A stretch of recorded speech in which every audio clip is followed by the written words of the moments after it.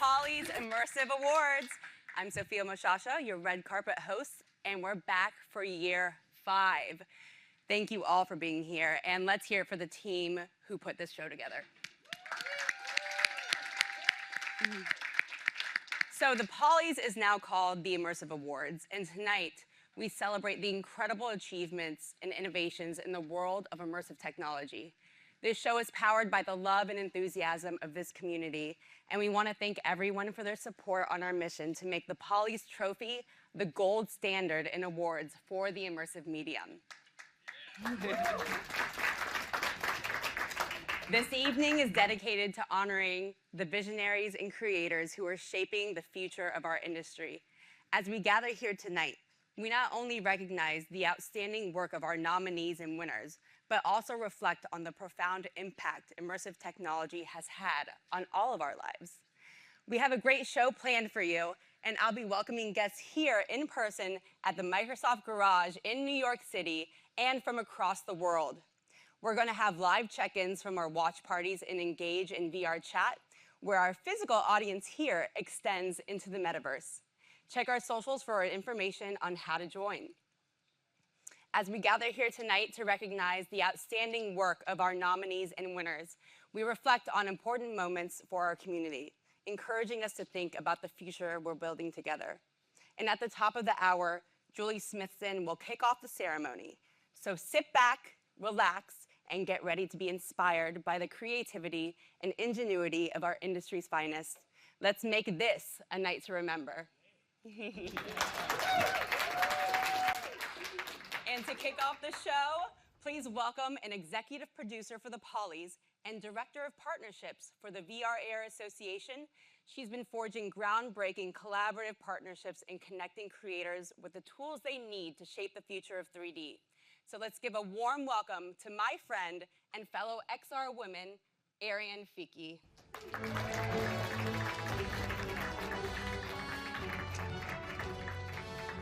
Hey, Sophia. Wow, look at all these lovely faces here. And they're in person, right? What a historic moment in Polly's history. And a big hello to all of our extended audience in Engage, VRChat, and watching on YouTube. Ariane, thank you for all you do to support our community. It seems like you are everywhere. You know, Sophia, what makes our global XR community so special is the collaborative spirit of our community that shows up for one another time after time. And in the spirit of the Polly's and the team behind Metatraversal, Ready Player Golf, and the Academy of Immersive Arts and Sciences, who exemplify cooperation and collaboration, and it lifts all boats. We are the rising tide. We sure are, Sophia. And what makes the people in the industry so special is the passion we all feel and the power of good that impacts the world through the immersive medium. And we're just getting started. Right on. And every day, our community is growing as more of humanity discovers the creative potential of immersive. And we may be early adopters of technology, but as it continues to grow and grow mainstream, the demand for 3D creative and developer talent is going to grow exponentially. You mean the Metaverse isn't dead? That's hilarious.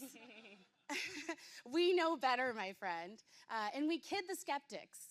It's like watching kites in the winds of hype sometimes, doing the loop-de-loops and getting stuck in the trees. It really comes down to expectations. Watching technologies converge, power us into the future, it takes time and a few giants along the way. We celebrate the real OGs who understand what is necessary and who to inspire the new Gs who are just discovering the magnificence of 3D immersive. Now, this really means a level of commitment of the people who are really in for the long haul, who are demonstrating progress, demonstrating value, innovating, and making significant investments that offer great validation for all that we are working on and towards. Well said. And so tell us, what are you working on for the upcoming year? So much. A lot. So exciting. So 2025 is a big year for our community, and we need everyone to rally hard and get involved first and foremost. So thank you so much, Ariane, for all you do for the Polys, and we're proud to have you on our team and grateful for your commitment to the community. Thank you, Sophia. And thank you to everyone, truly, who's here tonight and out there watching. We love you. All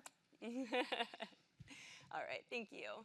So, big news from last year. Ben Irwin, Terry Schuessler, and Karen Alexander co-founded the Academy of Immersive Arts and Sciences here in New York as a 501c3 public charity. You all know Karen as my fellow co-founder of XR Women with Julie and a leader in XR for education. And now I'm pleased to introduce her as the executive director of the Academy. So please welcome Dr. Karen Alexander. So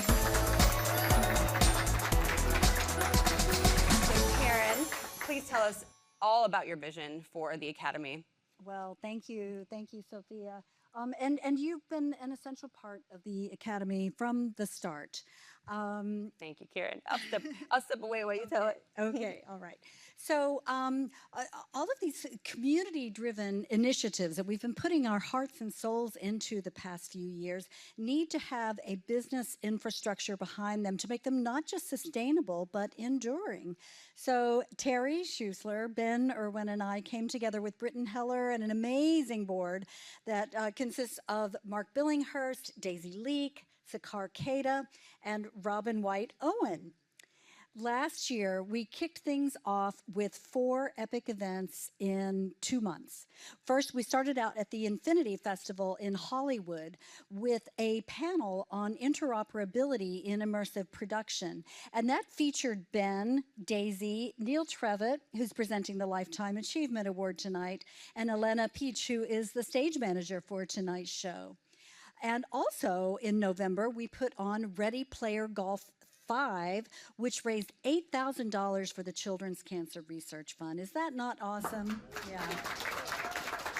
And Sophia was a founder of Ready Player Golf. And so this is one of the examples of how she's been involved from the start. We'll have an announcement later about Ready Player Golf 6, so look forward to that.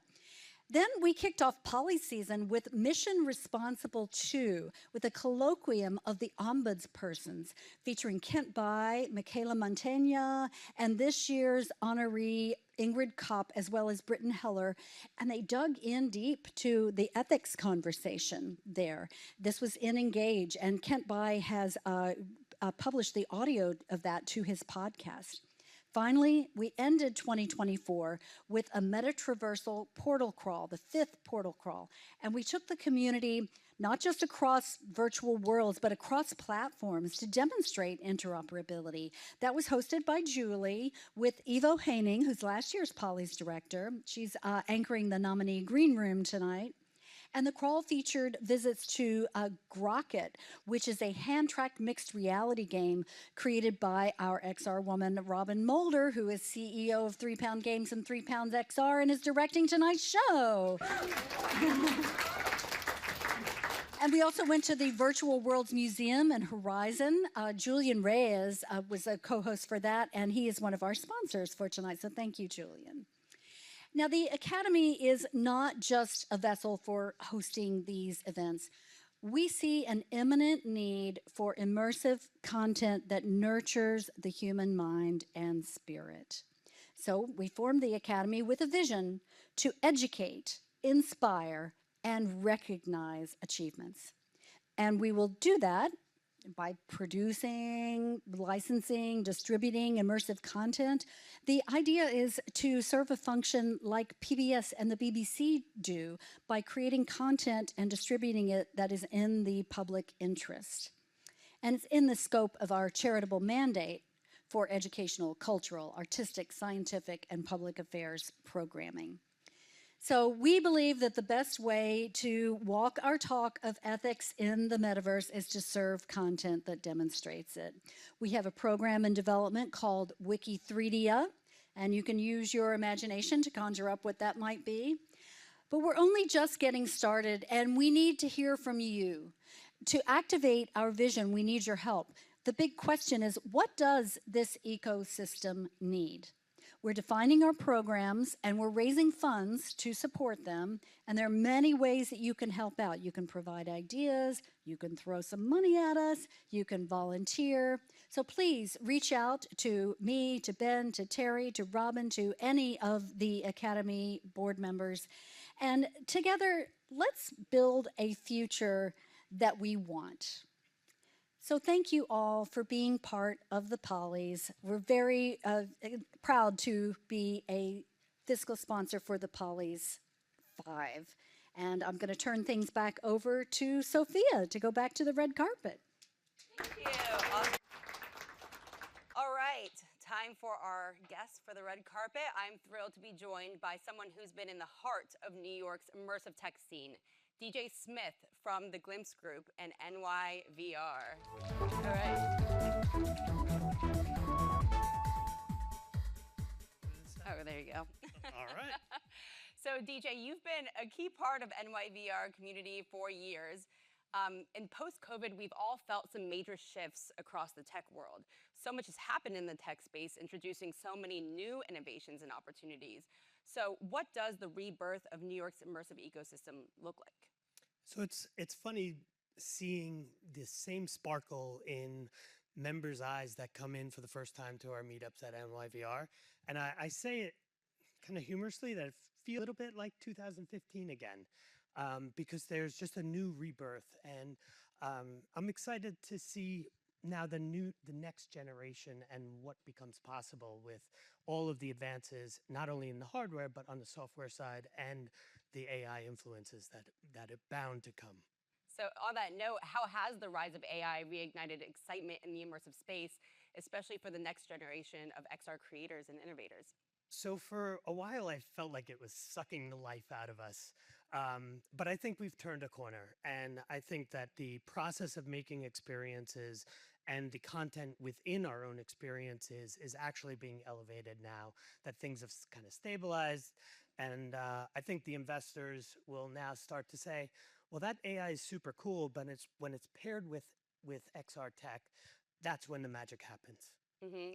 And are you seeing new types of people come into the space that previously weren't privy to tech, now that there's a new invigoration for the technology, both in immersive and AI and all of those things converging?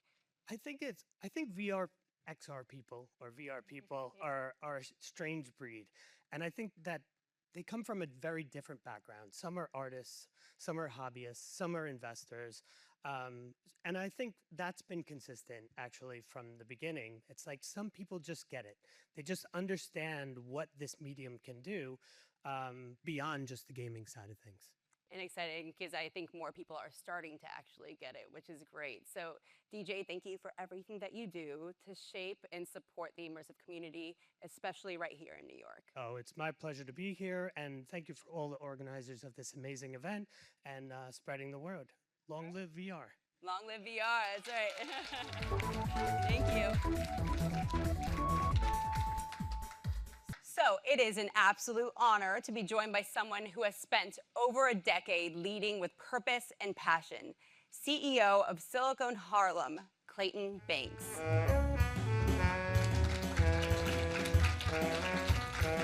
Come on up. Oh, I love a good microphone. Oh, Lord.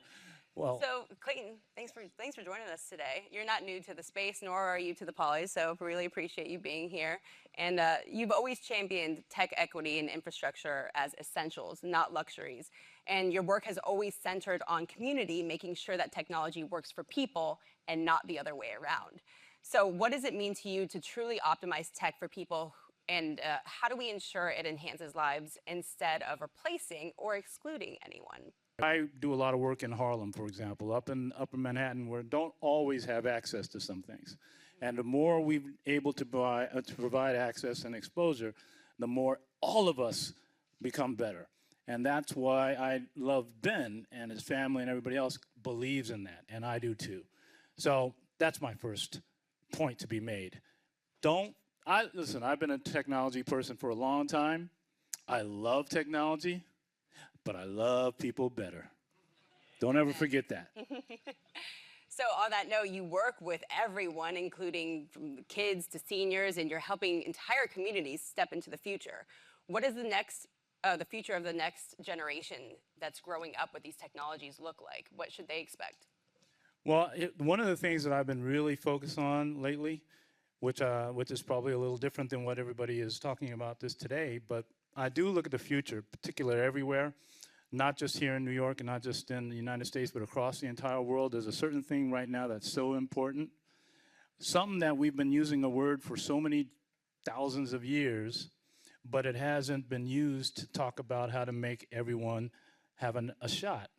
It's the word, if you try to remember one thing I'm saying, this word, infrastructure. See, infrastructure, it's somebody's clapping part of the sense, but it makes a lot of sense. The reason why I talk about it is because, you know, there's 40% of people in East Harlem doesn't have internet. Anybody see what I just said?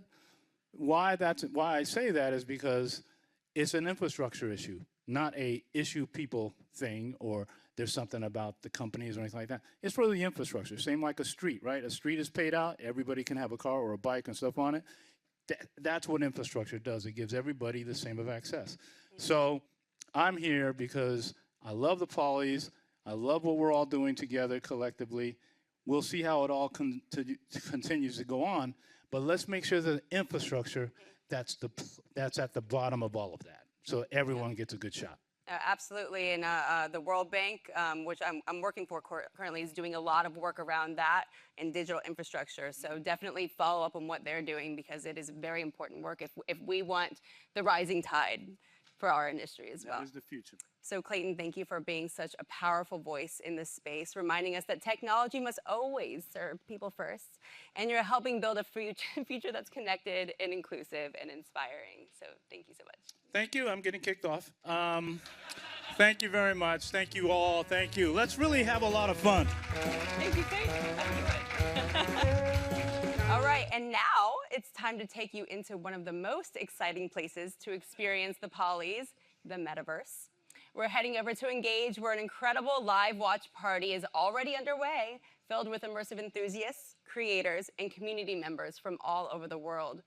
Joining us from inside the Engage platform are two amazing women who know how to light up a virtual stage. My co-host for the evening, Julie Smithson, and immersive artist and community leader, Xaos Princess. Let's jump in and see what's happening over there. Julie, Xaos, over to you in the Metaverse.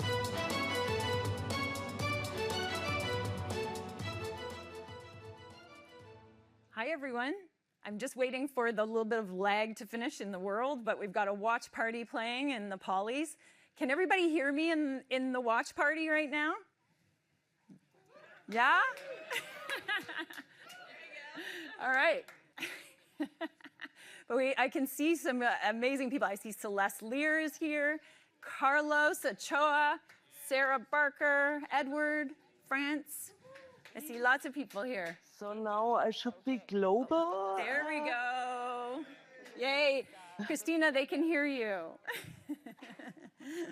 Thanks for joining. I see some amazing people. I see Celeste Lear. I'm so happy and so overjoyed to do this and to have like such a great big Metaverse event again. And thank you so much, for keeping the Metaverse alive and kicking, and also for this fantastic awards ceremony and chance for everybody.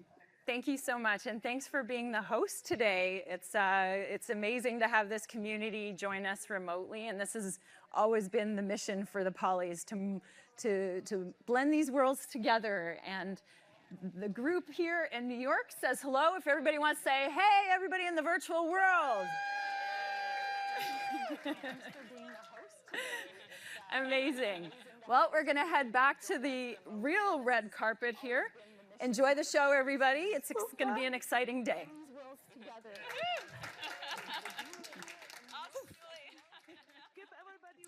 Anyways, our next guest is someone who has been a powerful force in shaping the social side of immersive tech.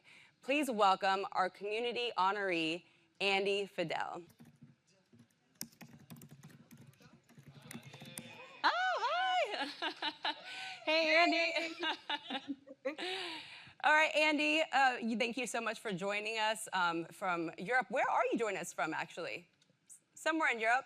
I'm joining from the south of France. Don't we all wish we were there right now? All right, Andy, you've made such a huge impact in social VR, which we all know about. You're very vocal in the space, and you're creating spaces where people can connect, collaborate, and express themselves. Why do you feel this social layer is such a vital part of the immersive community? Ooh, I like that. Honestly, from the beginning, I think that social is at the core in a lot of the technologies that we're trying to explore, whether it's immersive tech, virtual tech, extended tech, augmented, mixed reality, all these words. At the end of the day, technology for me is a blinking light. If we're not bringing people together and we're not doing it for a good cause, I'm not really sure what the impact is. So, like, how are people better connecting? Whether they're better learning, they're better creating together, and then ultimately some of the beauty of VR and social VR is that chance to share, right? Like, we're not just creating content, but we're gathering people within it. Yeah, you're absolutely right. Everything revolves around community and life, and this definitely falls into that. One of the most inspiring shifts we've seen is how creators like yourself have gone from passionate hobbyists to becoming full-fledged professionals and leaders in this space. I think it's pretty incredible. And so how have you seen the creator economy evolve, and what does it mean to see creators leading the charge on projects that are not just innovative, but also deeply impactful? Yeah, I mean, at the end of the day, we're empowering what I call like public spaces. So we're creating these worlds and we're creating these experiences, but at the same time, entertainment and experiential content is a business. Whether we're hosting an event, whether we're creating a learning curriculum, or we're hosting a concert. And so I'm seeing a lot of creators go from, what we call like UGC or creators to full on entrepreneurs. There's a lot of different and new roles and job opportunities in these spaces. And I know, we've been here since 2015, and it's a bit up and a down, but at the end of the day, it's a constant progression of people having the curiosity and having this interest in investing in these immersive spaces. So at the end of the day, I do like to encourage creators that we're making a big impact. We are one of the first peeps in here. And so, make sure to share your content, think about your personal brand, and share the use case, because a lot of times people look at us with like these big eyes, and most people don't understand what we're living. But as soon as you show them your work, or you give them an experience, which is why onboarding is so important, you can see someone's life completely change before your eyes. Like, people see the opportunity, but we've got to get them in. And I think I can say that for myself, but I'm sure everyone here watching can also attest to the fact that it's that aha moment that really gets us and makes us want to continue down this path, and just bringing everybody we can on board to experience the magic of this industry and of this technology. And Andy, you truly embody the spirit of this community, bringing people together and elevating voices and helping define the future of immersive tech. So congratulations again on being this year's community honoree. It's so well deserved. Congratulations, Andy. I hear people. See you. See you in the metaverse. Thank you. See you in the world. Cheers. Space. There we go. Oh, it's Arrival Space. These are the founders of Arrival Space, and I would love for you all to tell us a little bit about your platform and how it came to be. You guys definitely, you created this platform out of a specific need. So tell us more about Arrival Space and why you started it. Okay. So, well, basically, Arrival Space is about fostering navigation and infrastructure across the immersive web, right? So everybody can claim their space at all types of media content and share it online. It's fully immersive. It works on mobile, desktop, and VR. And yeah, we really believe that Gaussian splatting and splats in general is like a huge puzzle piece in unlocking the next era of the immersive web. Awesome. And Yeah, and talking about Gaussian splatting, I think we think at the Rival Space it's a new form of art, and I think there's so many great scenes already scanned. It's so easy. Take your phone, use Scannerverse or any other Luma AI, for example, and load it up to Rival Space. And one goal of a Rival Space is not just to be a viewer where you can just share, but we want to make people able to walk in their splats, right? To experience them, to visit the scenes in the VR headset and really navigate like in real world, right? So a splat is not just a volume; it's a surface. It's a a piece of art where people can express themselves and load it up and discuss that. And that's all about the Rival Space, where you can in 3D create your avatar, share your voice, we call it. You can create 3D messages and share them, create a new space in seconds, use generative AI to even create Gaussian splats and textures and we also going to do meshes in the future and stuff like that. So and it's huge. We are with creators from around the world, from Japan to the States, and also Austria has really cool artists. And yeah, we see new spaces every day. Yeah, and as I just said, we did partner with you all with Arrival Space to create a new category this year, Spot of the Year, and we did see a lot of really cool submissions. So we appreciate your partnership in that. And I'd love to just learn a little bit more about what we can expect for the future. Because I know in our pre-call that we had, you had some really interesting developments that we have to look forward to. Absolutely. So first, thanks to be part of the Polish Splat of the Year. We get so many great people got to know Arrival because of the Polish, uploading it to our platform, and it also shows us great limits of Gaussian splatting, and that's why we want to improve, of course. So we want to increase the scene sizes, we want to introduce streaming, we want to have much higher detail, and besides automatic collision detection, we also trying to create animated splats going.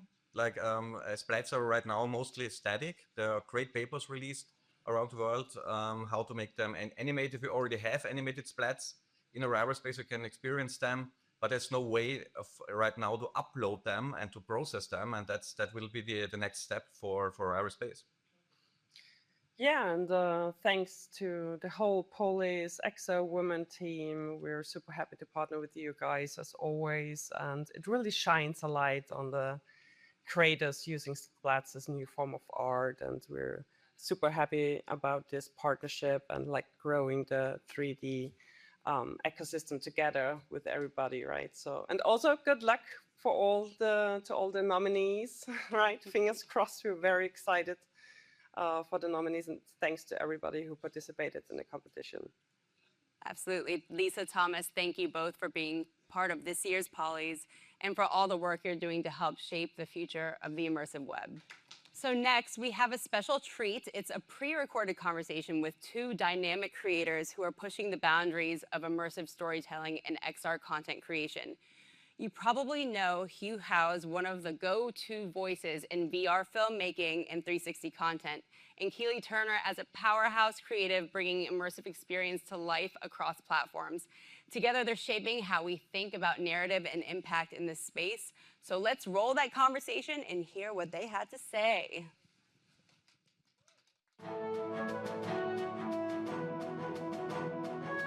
All right, we have the Metaverse stage director and filmmaker and CEO, Keeley Turner, and immersive filmmaker, Hugh. Welcome, guys. And I see that Hugh, you have a whopping 372,000 followers on YouTube, making you the leading creator in this space because you're all about stereoscopic. So what can people expect to find on your page, and how might it be helpful and useful for them? Hugh's really known for in the community of giving knowledge to people freely, not behind a paywall on YouTube for anyone to watch who wants to look into buying a camera, a lot of people have come to Hugh's channel for those honest reviews and side-by-side comparison videos or tutorials that helped their project. His videos helped their project get off the ground. So that's really rewarding. And you guys had won an Emmy as a result of the hard work that you've put in. So talk a little bit about that. So we actually partnered up with CBS to try to like tell new story in a really fast pace in an immersive environment. It's about traditional media willing to utilize new technology to give new light on a old school media and get more attention, get more immersive, get more impact on their story. It's something that get us excited. And that effort really like get the attention of the news community. Like because before that, nobody really technically done that in a serialized content. So the entire series actually helped us to run the Emmy of newsworthy story got covered in the new technology platform. So the team here at the Polys are huge advocates for standards to bring interoperability and mass adoption for this technology. So I'd love to hear your take on the distribution challenges of this type of medium. I think that like platform had to join force together instead of fighting the very small pie of the marketplace. Like all these people need to sit down on that table and talk about what is the spec everybody moving forward. I think like at least why I'm so excited for Android XR, not because I'm a YouTuber on the Google side, right? It's because they attempt to standardize this, make it open source so developers can work on their system to really have a wider that will really help the community to move forward. Because right now, literally one video, we have 4 spec on 4 different platforms, render 4 times, and distribute 4 different resolutions to just hit our head around distribution. There's lots more that we can say on that, and I'm sure we will talk again, and it's going to be really interesting to see what comes of it. So now I'm honored to be joined by someone whose work in immersive storytelling continues to open doors and amplifies voices around the globe. Our Ombudsperson honoree, Ingrid Kopp. And she's joining us live immersive as well. Hey everyone. I wish I was there with you. Ingrid. Ingrid, it's truly a pleasure to have you here. Welcome.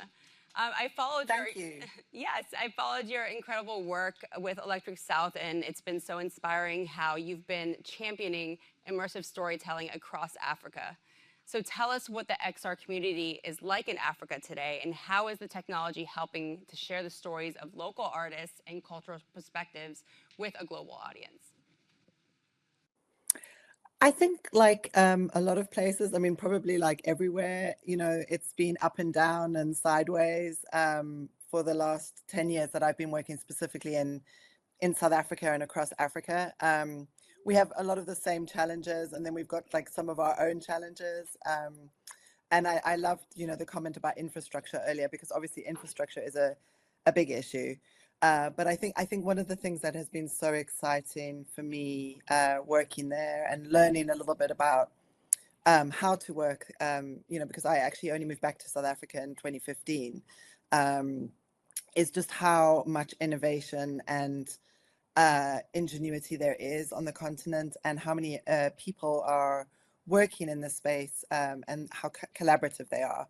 So I think just the community is small, but it's so generous and so open, and there are so many important stories to tell. And I think one of the things that I think about a lot is that we are, you know, people often ask me if it's like, you know, kind of playing catch up with the rest of the world, and I really don't see it that way. I think we're creating our own pathways and contributing to XR in the rest of the world, and that's really exciting.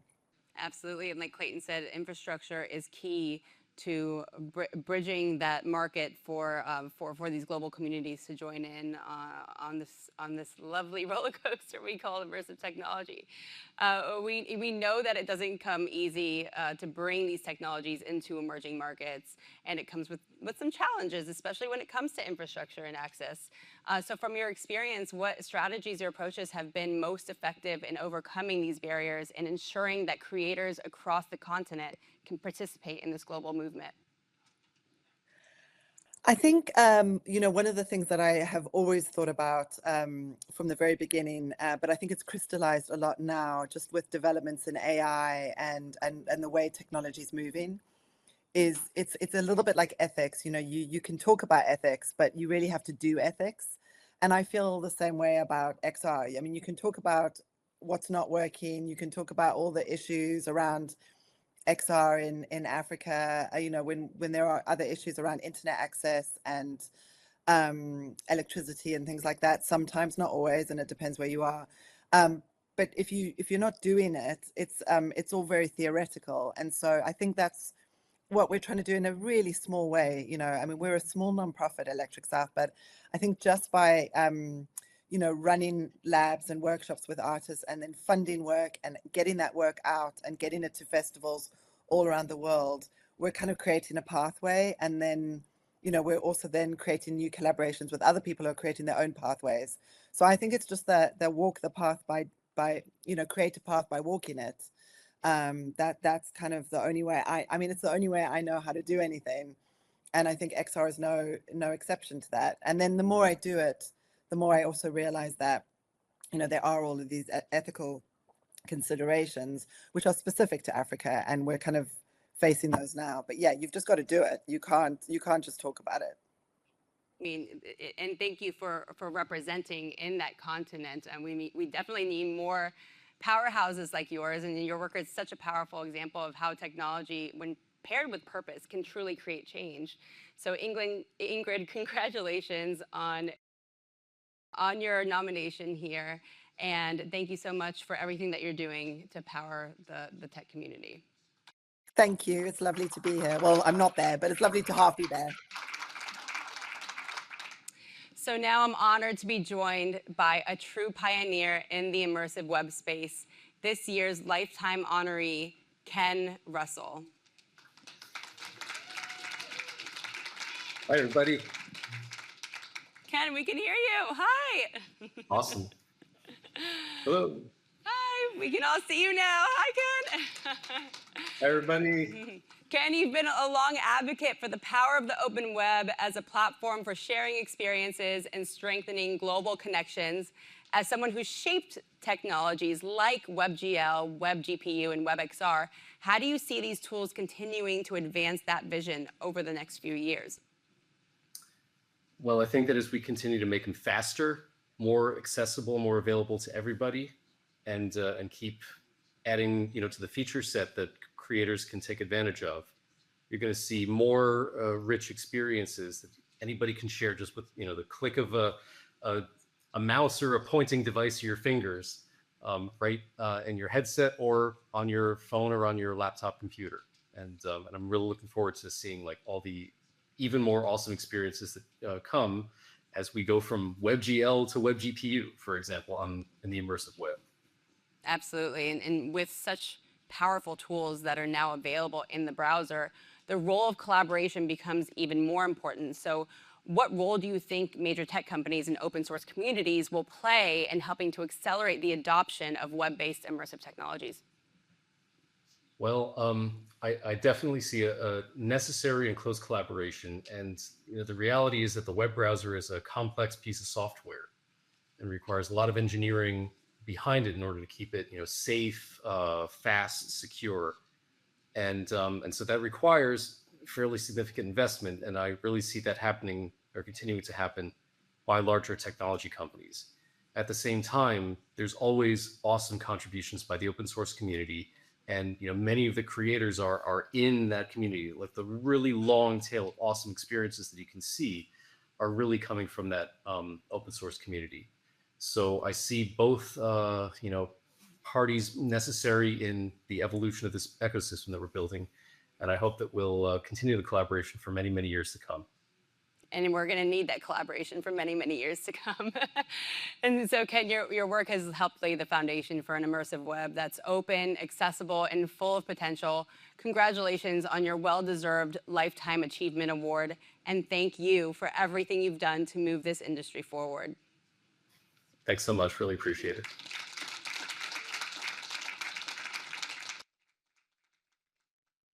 So I'm thrilled to be joined by one of the most creative and unconventional minds in immersive tech, Mr. Lucas Rizzotto.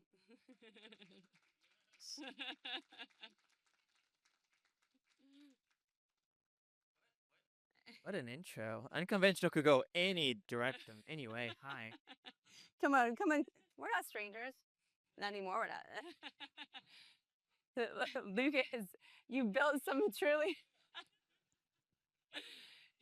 truly wild and brilliant things, from immersive narratives to your memory collecting smart glasses. Who's seen those? Who's seen those posts? And they've really captured the public imagination, and people are just beginning to now grasp how this kind of tech might fit into their everyday life. So can you share a bit about your experience of creating this kind of content, what your goals are, and helping people connect with emerging tech in a more personal and accessible way?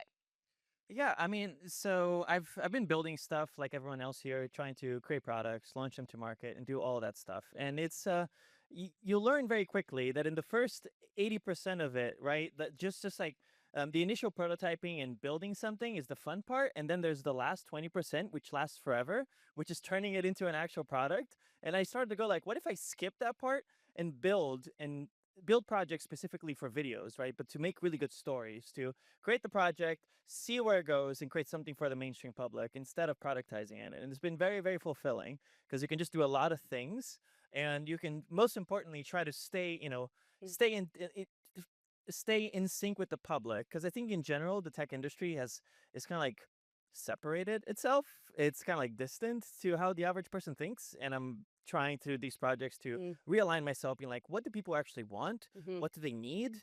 And how do we create tech that like for actual people? Purpose driven. Yeah. I always said that it didn't need to be everything to everyone. So there's definitely it just needs to be human centric. I mean, we've talked about this time and time again on stage tonight, as well as just in our conversations, right? Because if you're not making solutions for the people that are using it, then we're just making tech for the sake of tech.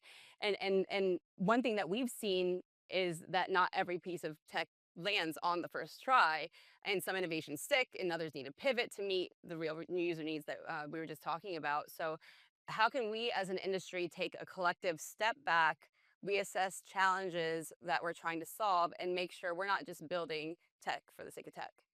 Yeah, I think AI changed a lot, at least how I think about the immersive industry in general. It's we've been spending all this time trying to augment the world with things like augmented reality, and it seems that the goal seems to be, it seems like what people want is to be augmented themselves, right? Not augment the world, but augment people. And it looks like that to do that, you just need AIs and a camera. So it's like, what's the role of 3D? Where does it all fit in the puzzle? And I'm not sure, but I know, but I know that like since AI started to become a thing, I'm like completely re-envisioning what XR is in the context of like what do people want and how to help them, and how to do things that they actually need on a day-to-day basis. And so it's a lot. It's a lot. You guys know it's a lot. It's a lot, right? Yeah. Lucas, you always bring such an honesty and imagination to the space, so it's refreshing and exactly what we need to keep evolving with purpose. Thank you so much for being here and continuing to challenge the boundaries of how immersive technology can reach its true potential. Thank you so much. It's such a pleasure to be here live. This is like, look at this screen, look at this setup. This is like CBS. Thank you so much. Thank you. All right, I'm here with someone who truly sits at the crossroads of creativity, innovation, and forward thinking, Mike Pell from Microsoft Garage. Hey, Mike. Which also happens to be our incredible host venue, which we're at right now for this year's show. Thank you so much. In this moment, not sure if you knew this, but this moment is extra special, not just because we're coming to you live from the heart of NYC, but because 2025 marks Microsoft's 50th anniversary, right? True. And that's an important milestone for a company that has shaped the evolution of technology for half a century. So welcome, Mike. Thank you so much. That's an awfully long time for anything, right? It is. It's awesome. And Microsoft obviously played a key role in what we're doing here today. Thank you for welcoming us to this space. And For those who might not be familiar, what exactly is Microsoft Garage, and how does it support innovation and creative experimentation within Microsoft? Well, first of all, thank you and welcome to the Microsoft Garage. The Garage is Microsoft's worldwide innovation program for employees and our customers to take their ideas and their passion and move it forward in some very real way, making a prototype, trying it out. And so we've been doing the world's biggest hackathon the last 10 years. We have 15 garages around the world, so this is one of the newer ones that I got to design. So I'm thrilled to have my tribe here today. Thank you for coming in person. Really appreciate that.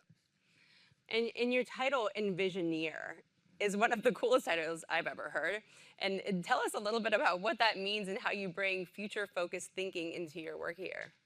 You're right. An Envisioneer is someone who can both envision or imagine what's possible, but also enough of an engineer to be able to figure out how to build it and make it real. So that's me. I've always been both a designer, a business person, a technologist, but I love being able to take ideas and make them real very quickly, which is what we do here in the Garage every day. That's awesome. And here at the Polys, we're proud to be using Microsoft technologies to bring this immersive production to life. And so how does it feel to see the community pushing the boundaries of what's possible using these tools? This is what we do. All of you know that Microsoft, at its heart, is a platform company, right? You know, all of our work is to make other people do amazing, incredible things. So we love when all of you are off experimenting with different types of AI. Maybe it's agents, maybe it's some of the platform stuff we're doing. But we love the fact that you're experimenting. And again, that's what the Garage is all about. It's about experimentation and just trying things. That's what this whole industry is about, quite frankly. So of all the amazing experiences being showcased tonight, is there one that really caught your eye or sparked that wow moment for you? There is, but I'm not going to say because I'm presenting later. Okay, all right. Well, let's see what that's about. So I encourage all of you, if you haven't yet, definitely after the show, go check out some of these experiences for yourself. They're pretty incredible to see what they've been doing. And so, Mike, thank you again for hosting us and for being such a champion of future-ready innovation. The Microsoft Garage is the perfect home for an event like this. Thank you all for being here. Thank you. Thank you. All right. Next, I'm joined by the powerhouse behind the curtain, founder of both 3-Pound Games and 3-Pound XR, and she is also our director of the Polys. Robin Moulder, come up to the stage.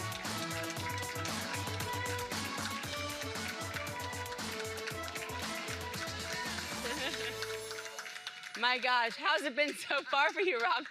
You sweating yet? Fantastic. Robin, you played such a huge role in bringing this show to life today, both logistically and creatively. Thank you. From virtual watch parties to live broadcast elements, it's been a huge feat supported by so many of our amazing friends in the community. Give us a behind-the-scenes look at what goes into producing something as ambitious and multi-platform as the Polys. Yeah, it's a challenge.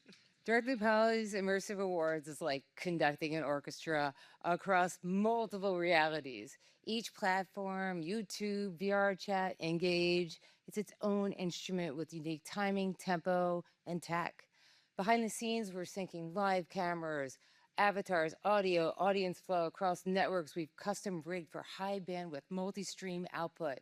It's ambitious. It's complex, but when it all comes together, it's absolute magic. One show, many stages, and a global audience sharing the same moment across worlds. That's the Polys. That's the Polys.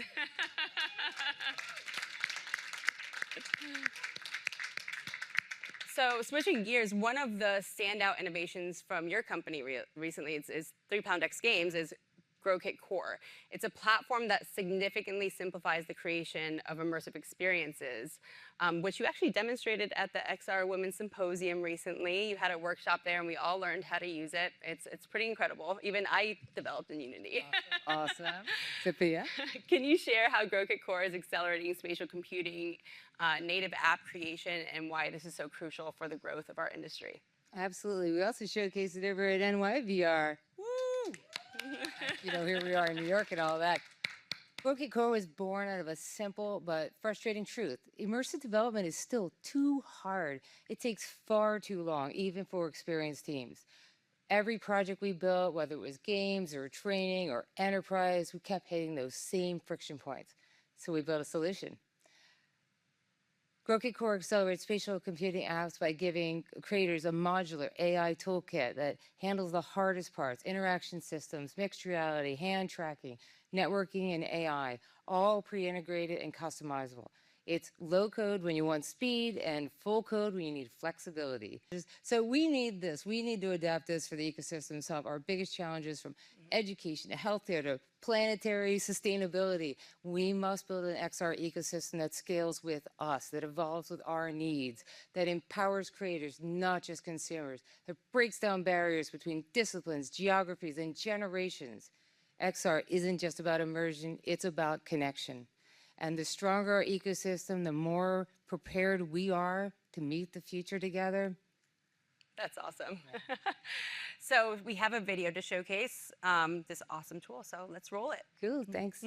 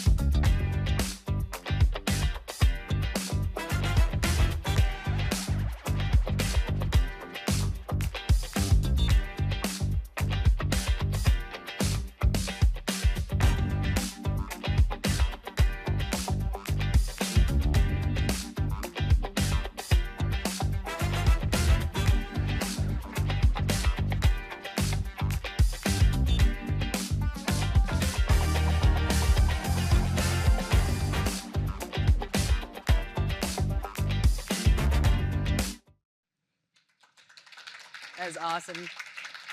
That was powerful stuff, Robin, and thank you for your incredible leadership and vision and shaping this year's show. And it's such a joy to see how the Polys has evolved under your direction. So, Sophia, we have another watch party to check out. oh, VRChat. Okay, VRChat. we have our watch Let's start party with that now. one So now. we're going to take you into yet another incredible corner of the metaverse where the Polys are being celebrated in style. This time we're heading over to VRChat, where a stunning virtual opera house designed by the talented Natasha Parkin herself is hosting one of the Polys' official watch parties. Joining us live from this breathtaking venue are my co-host, Julie Smithson, and the visionary creator behind the space, Natasha Parkin. Let's check in and see how the celebration is unfolding in VRChat. All right, I know that there's a bit of back and forth here. Thank you for holding on to me there for a second. I have to share what I'm seeing until you guys can see. We have the most amazing audience in VRChat. Can everybody hear me in VRChat yet? No, they can't. Everybody come onto the stage. And they've got a big party going on the stage now. Whoa. Nice. Oh, Austin's still pressure washing, but he's here with us. I bet you guys are. You guys should see. Woo! You should see. Sorry. So no. This amazing if space you want to is go built further by up, so you Natasha can be seen by Parkin. the camera. I hear you can Maybe hear you can fly them, up but they can't hear if you. you've got a small ones can flying hang it up here. abilities. I can fly. Oh, you can see them all. Okay, so I'm standing in your way. But they can't hear us. So you can see that this is an amazing community. I think there's Tell us almost when they're 20, done. 25 people Yeah, I in don't here. know. And they're all There's here the to celebrate the Polys. Amazing. Oh, we are an amazing community. Yeah, if you just- Oh, we That's actually what they're saying. back on if they can't hear us, probably. No. That's Hold on a Yes, second. we can. You are We Ellen. can hear you. They're doing backflips. So that we There's can hear a what they're massive saying while we're pretending to party. Awesome. Do you guys want to scatter your emojis? They're dancing. Yeah, They're I'm having gonna their throw own roses. I'm gonna throw roses for everybody. All right. Thanks everybody from VRChat who's watching, and we need to put another feed to give them the rest of Oh the wait, show. they can hear us. Yep, we can hear you. Can you hear us? They can? They're waving. Thank you, Sophia. Yeah. Oh, there you go. We should turn it off then, right? Amazing, amazing. All right, I'm gonna check out of this watch party and get ready for the show. Thanks, everyone. Thank you, Julie. Something actually really cool about this opera house here. Natasha actually hosts her friends to show off their different talents, and she actually conducts ballroom dance lessons in her space in VRChat. And we went in there for an XR Women event where she taught us how to ballroom dance in VR, and that was really, really cool. So that concludes the red carpet for this year's show. Thank you all to my amazing guests that have joined me to share their insights. Stay tuned for the start of the show after we take a brief break.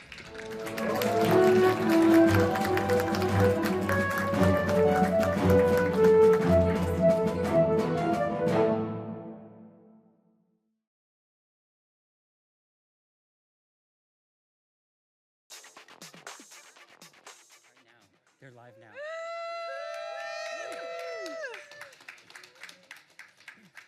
We're back with the Pollies, and we're about to go on a ride. And I've got my co-host, Sophia Moshasha here, Karen Alexander, and Robin Moulder, the XRWomenmobile. And we're about to take a trip, so hopefully we got this, and we're gonna drive. Driving? Bye, Celeste. Bye, Christina Hobby. This is the smoothest car in virtual reality I've ever been in. Going to the Pollies. So we gotta go pick some people up. So what are we thinking about? Drive around. So this is actually the Pollies world right here, built by Cause and Christie many, many years ago. And this contains all of our archives from over the years, over all the Pollies and all the WebXR summits that we produced. There's a lot of people and a lot of content. Many of you actually sitting here and watching our showcase here. Yeah, the Pollies world is pretty special. We hold lots of watch parties here, and then, sorry, just jolted there for a second. Yeah, it's a pretty special place with a bunch of people that are waiting to see the rest of the awards show. So, yeah. Should we take a little spin around a little bit? Yeah, let's do it. See what else we can see here. Okay. And did you know that the Pollies show is being run by some amazing XR women behind the scenes? Oh, I didn't know that. What do you know? Amazing. Yeah, and we had a couple, I don't know if you saw, but we had a couple of our XR women that greeted us on the red carpet. Yeah, including Christine Hill Hobby. She's actually nominated for Splat of the Year as well. I think we're going. Yeah. All right. I do. Friday. I think. Whoa. I think you just This is pretty take us far. home as fast as possible. Oh, my body disconnected from myself. The camera. Oh, things are going bad. Things are going bad. Oh, who's driving this thing? Oh, God. Oh, well, we're here at the Pollies. Let's get this show started, shall we? Yeah. Yeah. All right. Good driving. Did you drive? Hold on a second. I'm out of my headset. Oh, wow. Sophia jumped out of the car. Oh, yeah, there you go. Oh, look. We're the only ones. Oh, there we go. Hello. I tried. All right. All right, back to the real world. now I can bring it down. I tried.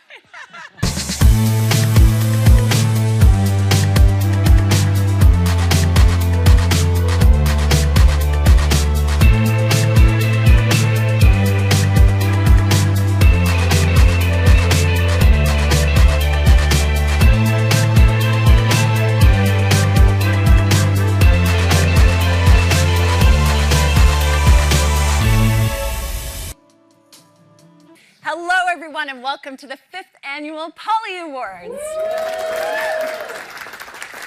We're coming to you live from the heart of the concrete jungle, where dreams are made of and innovation thrives. Hello, New York City. We're broadcasting from the iconic Microsoft Garage, where creativity and technology collide. My name is Julie Smithson, and my personal mission is to inspire the next generation of future leaders to think and act in a socially, economically, environmentally sustainable way. And I'm doing that in my work with Unlimited Awesome, proud sponsors of the 5th Poly Awards. Tonight, we celebrate the visionaries, the builders, and pioneers shaping the future of the immersive web. Let's dive in and make this a night to remember. Thank you for joining us once again this year on the road to the immersive future. We're here to celebrate the people who are making that future possible. Over the last 200 years, the evolution of media, from photography to audio to film and television to the web to 3D immersive content, has been a force of good in the world, mostly. It has contributed to greater human understanding through creativity and storytelling. Immersive 3D is the most powerful medium yet, and the creativity it will unlock through the immersive arts and sciences gives us a new opportunity to work towards the future we want. In a few minutes, Robin White Owen, ambassador of this year's Polys, will talk about the future we want. And at the core of everything we build must be a human-centric ecosystem, one that prioritizes people above all else. We're fortunate to be part of a thriving community, one filled with smart, thoughtful individuals who care very deeply, and very importantly, are honest about the well-founded concerns about these new technologies that we are so enthusiastic about. These people give us hope and confidence at a time of global change and uncertainty. The Polys, the Academy of the Immersive Arts and Sciences, and our friends and allies in the industry advocate for cooperation among competitors to do the right thing, especially with AI, where we can choose a win-win situation over a zero-sum game that promises to make the immersive experiences you create today last. Arthur C. Clarke said, "Any sufficiently advanced technology is indistinguishable from magic." And we believe this magic, enabled by immersive technology, can be what humanity needs when we need it most, now. By recognizing the creators of immersive content and the people who make the technology they create with possible, we intend to inspire the legions of creators to educate themselves how to make their magic in 3D. Because technology is in service of humanity, not the other way around. Built for humans, for humans, because it has always been about the people. In our lifetimes, we've seen human creativity elevated by media and communication technology bring about a kinder and gentler world, mostly. And in this moment in human history, we can find hope and reassurance in the magic of human creativity, unleashed by 3D immersive storytelling. 2024 continued to validate our assertions that this new computing platform is coming, and the convergence of its enabling technologies is happening as we speak. The borderless nature of the metaverse unlocks limitless opportunities, a force for global collaboration, education, and progress in a time of exponential change. And over the next few years, as all this new ability to communicate continues to come to fruition, it's more essential than ever for us to keep this mindful conversation going to help us collectively steer this global social movement towards the future we want. This is the way to live long and prosper. May the force be with us. So say we all. This is the way. I'm Julie Smithson, and you're watching the Polys Immersive Awards.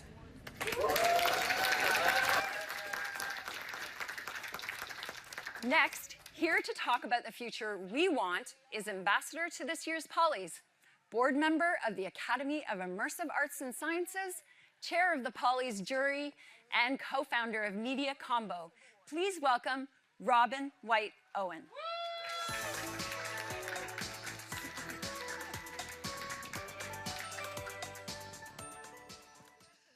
Thanks, Julie. So say we all indeed. Many of us in the tech community are sci-fi fans. We love to think about the future. We're inspired by the idea that we can manipulate holograms, that we can aim at them with our gaze, that we can grab them with our virtual hands. We're captivated by the idea that these devices can give us superpowers. Consider that when we enter the metaverse, we are folding space to a place where our friends from around the world can join us without crossing any imaginary borders that we've created in the physical world. The thing is, so far, most of the futures we have envisioned have been grim, such as Terminators, climate disasters, mass extinction events, alien invasions, and authoritarian megalomaniacs with too much power. Sci-fi has shown us the futures we don't want. Yet some of these predictions have become parts of the present we don't want. But we are still here, so let us envision a future we do want. We're already creating virtual social experiences that improve educational outcomes in real life, that bring joy to people, playing games together, attending concerts, even playing mini golf. And they're relieving social isolation and helping people live in the real world in a better way. As other people have said, they're sharing their content. We're all getting to participate and benefit from it. We're building digital twins of cities to improve urban life. And there are already many artists exploring vast possibilities of visual and oral expression in virtual 3D and creating new ways of telling our foundational stories. We're already working on making interoperability a reality so that the immersive worlds will be accessible for everyone in every culture. In other words, we're already using the immersive medium as a powerful tool to find our way to a future we do want by embracing the collective wisdom of this incisive and compassionate community. And we're just at the dawn of this new age. So where do we go from here? My purpose in asking isn't to answer that for you. It's to inspire all of you to help us answer it for all of us. This year, we founded the Academy of Immersive Arts and Sciences with the purpose of educating, inspiring, and recognizing pioneers building the tools and experiences that are creating this future. Tonight, we're here at the 5th Polys to celebrate our nominees who have worked to produce work that's imbued with culture, empathy, and spirituality that elevates all of us. Together, let's strive to fulfill the promise, to seize the opportunity, to achieve our higher aspirations, and empower generations to come to build the future they want in the virtual and physical worlds. Thank you. Coaster, take a bow here.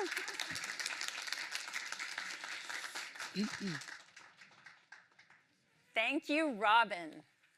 Sometimes people ask, why is the poly called the poly? No, it's not short for polyester, nor polyurethane. No, it's not polyamory either, as someone has actually asked us.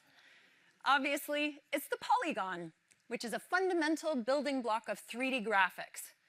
And when the Polys created this award, our first honoree was Mr. Doob, Ricardo Cabello, the creator and maintainer of 3JS, the ubiquitous JavaScript library that is built on WebGL.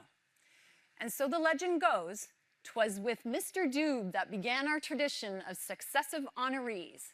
Ricardo chose Brandon Jones, who then selected Patrick Cozy, who then passed the 4th honor to Neil Trevett.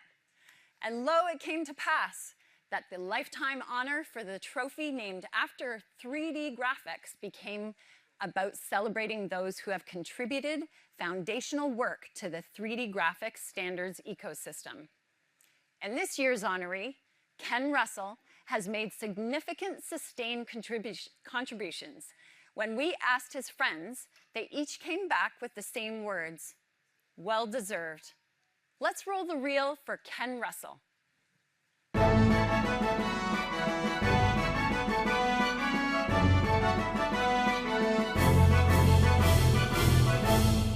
It's such a pleasure to be part of this honor for Ken Russell. Ken has done so much for the WebXR community, He has so many contributions to WebGL, to Chrome, and to open source and open standards in general, getting high performance 3D on the web to work across all these different platforms and all these different systems very robustly. And that's what brought us to where we are today. Congratulations, Ken. Congratulations, Ken. I can't think of a more deserving person to receive this award. Thank you very much for all that you've contributed, and congratulations on an award well deserved. Congratulations, Ken, on the well-deserved award. You've done an incredible amount for 3D graphics on the web, and I appreciate all you do. Ken has played a pivotal role in making open, accessible graphics a reality for the web. His leadership in the WebGL working group has empowered countless developers and helped shape the foundation of immersive experiences today. Ken, thank you for all that you have done at Kronos and in the industry. Congratulations. Ken, your impact on the web has been immeasurable. From pushing WebGL forward to shaping WebGPU, you've really helped redefine how we experience graphics on the web.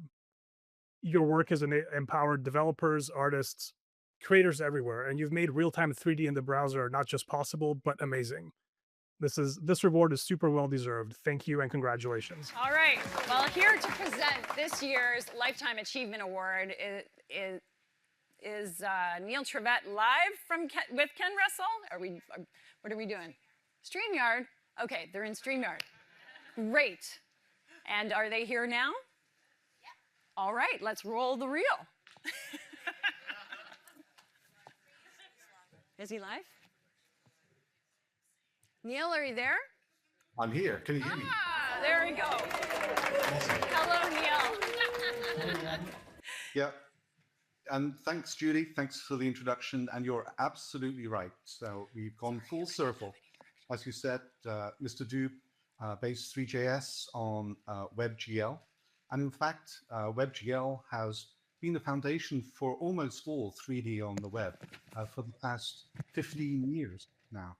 And that's why it's such an honor and a pleasure to be able to present this award to Ken Russell from Google here today. He has played such a central role in making, not just building the WebGL spec, but deploying WebGL out into the real world. So WebGL is now the most widely deployed API, 3D API in the history of the known universe. So no small feat. And in another poly first, I'm actually here in Ken's home. So I'd like to invite Ken on stage with me. Hey, Ken. Ta-da! There's a magic trick for you. No compositing, all real. So, Ken, I've worked with you at Kronos since 2009, and you've been the WebGL chair for almost all of those years. And your leadership, wise and steady leadership, as well as your technical insights, and I think almost most importantly, your passion for making the web an open and 3D platform that's available to all, has really led to the success and the widespread deployment of WebGL. So thank you for everything that you've done. And it's not just that, there's more. Because your efforts and your work at the Chrome team at Google now has meant that the 3D that people have in their web browsers is not just there, it's performant and it's reliable and it's safe. And it's an enormous amount of work and expertise that's needed to make that happen. So it is with a real pleasure I can award a lifetime achievement to Ken, because Ken, all of the 3D on the web with WebGL and now WebGPU as well, it's really building on the foundation of your lifetime achievement. So thank you. Cheers. Thank you, Neil, so much.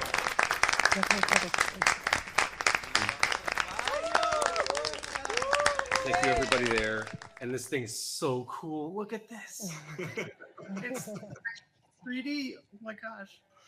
Oh, really? And can I say a few words? Yes. You know, first of all, thank you so much for the nomination. Thank you, you know, Polly's crew for award. But it's really not about me, about all the folks that I've worked with for so many years. So, you know, I really want to thank all my Chrome teammates, Chrome graphics and WebGPU teammates, all the colleagues at Kronos who have worked on WebGL for well over a decade, dedicated people that really wanted to just make the web a better place. And I gotta give a tip of the hat to even my colleagues from way back at Sun, where I started cutting my teeth with Java and OpenGL, and now it's JavaScript and WebAssembly and OpenGLES. But soon it'll be WebGPU everywhere in WebXR. So want to thank all of these awesome colleagues that I've had the privilege to work with for the past 20, 25 years. It's been great. Cool. Okay. So thank you. Thank you. So cool.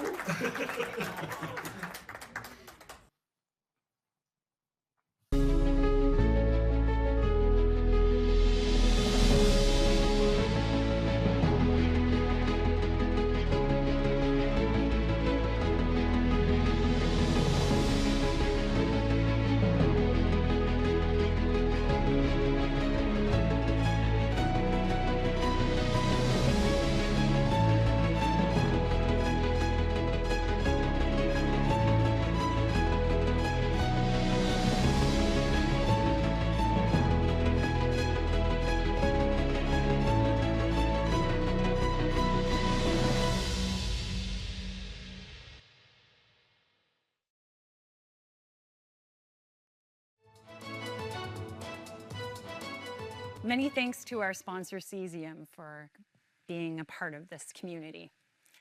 When something changes, learning for the better, it's always worth repeating. Immersive learning boosts outcomes over traditional education, right? Yes. We know you get it, and we're not going to stop saying it or building new and exciting ways to learn, because it takes decades for new methods of teaching to take hold. Just look at how long it has taken to go from analog to digital, a transition still in progress. We've really got a lot of work ahead of us. Here to present the Poly for Education Experience of the Year is the director from Microsoft Garage. We're honored to welcome Mike Pell.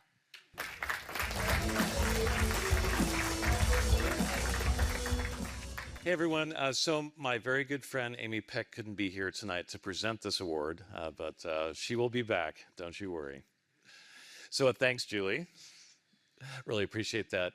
We do get it. Sometimes when we talk about the potential of immersive education, we feel like we're preaching to the choir, like we all know this, right? It is our community, this is what we do. We remember our first aha moment, we all do, that very first time in the headset when it became very clear.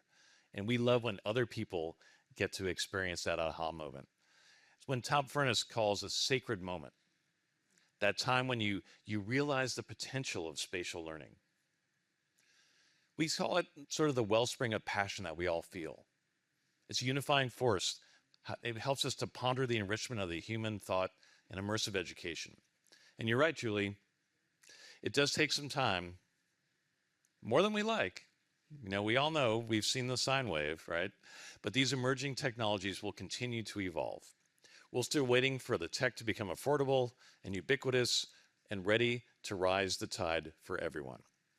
And with this next wave, you'll be able to have the most transformative experiences yet. But it's not happening by itself. It takes the ingenuity of real pioneers. They reinvent our educational systems. And they make it a safe place that's positive and enriching for everyone. And that's why it's essential to recognize these intrepid creators, those who are inspiring the educators of today and tomorrow. The nominees for the Education Experience of the Year are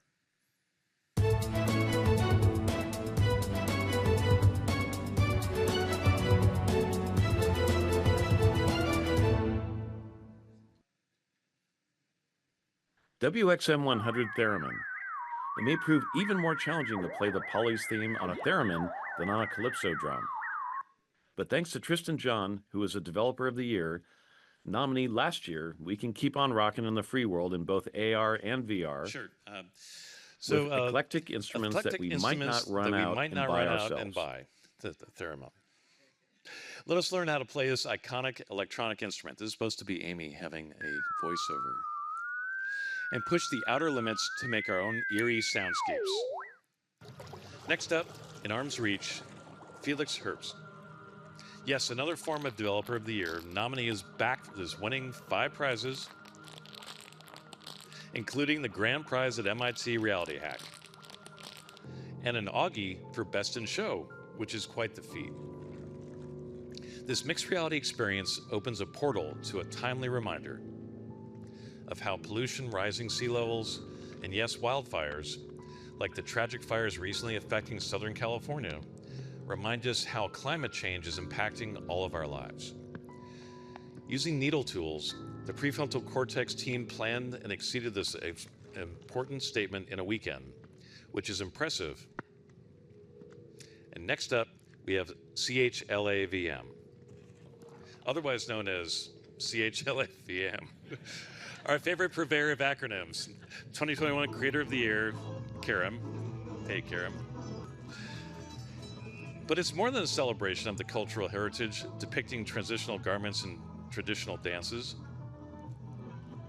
It takes you on a journey into the identities of the Hispanic Americans living in Canada. Next up, we have DinoHab, the multiple nominated experience that teaches environmentalism by gamifying ecology. You're a time traveler sent back to keep a delicate ecosystem in balance before it collapses.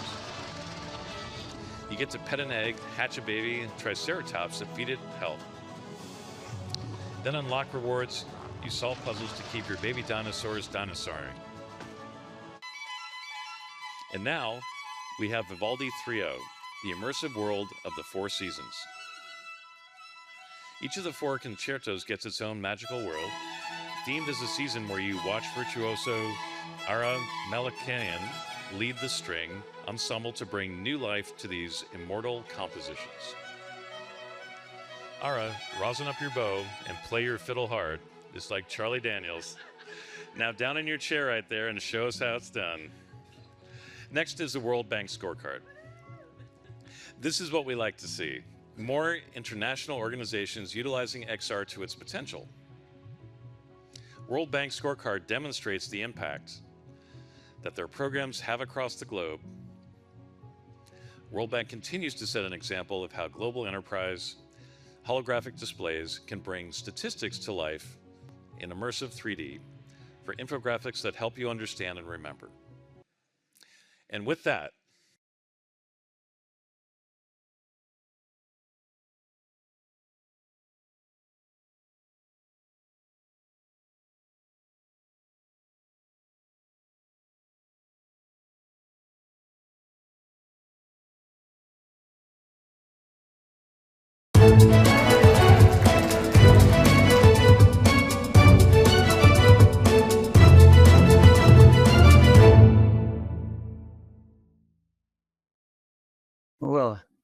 Well, thank you, thank you, thank you, thank you.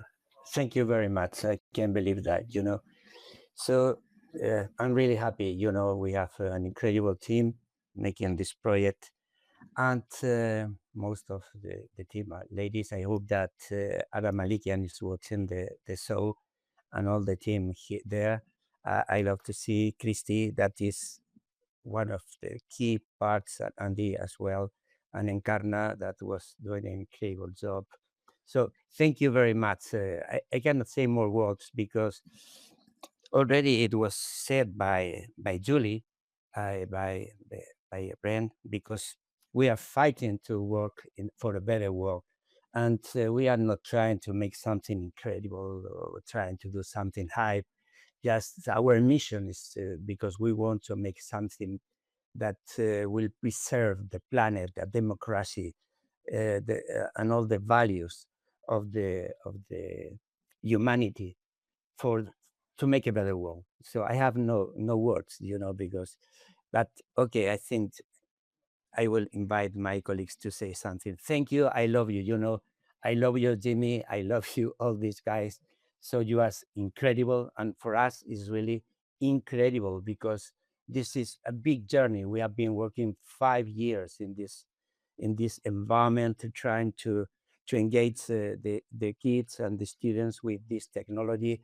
And it's pretty amazing. I will share with you just because I love you guys. Thank you from my deepest part of my heart. Thank you very much. Thank you, Carlos. It was a pleasure working on this. And where do I stand? Where do I stand? Hey, everybody. Hey, Carlos. There he is. Hey, I just got to build this lovely thing, but that guy, it was his mastermind. So this is for you, bud. We did it. What an incredible team. Thank you, team. You are such incredible. Thank you very much. All right, congratulations. Okay, what a year we've had, and surprise, surprise, our ethical concerns about how technology can be misused have not gone away yet. Au contraire, it seems that laissez-faire is in, pardon my French. We've said au revoir to regulations. What could possibly go wrong? Like the students who hacked AI glasses for reverse face lookups, not to cause harm, but to expose vulnerabilities and push for stronger safeguards. It wasn't the glasses' fault, but the unethical integration with services that compromises our privacy. This is why we need ombudspersons, because if we're going to be bullish on emerging technologies, we have to keep advocating for their safe and ethical implementation. Our tradition of succession continues as last year's Ombudsperson of the Year, Micaela Mantegna, is here to pass the mantle to this year's honoree, Ingrid Kopp. Please welcome Mika.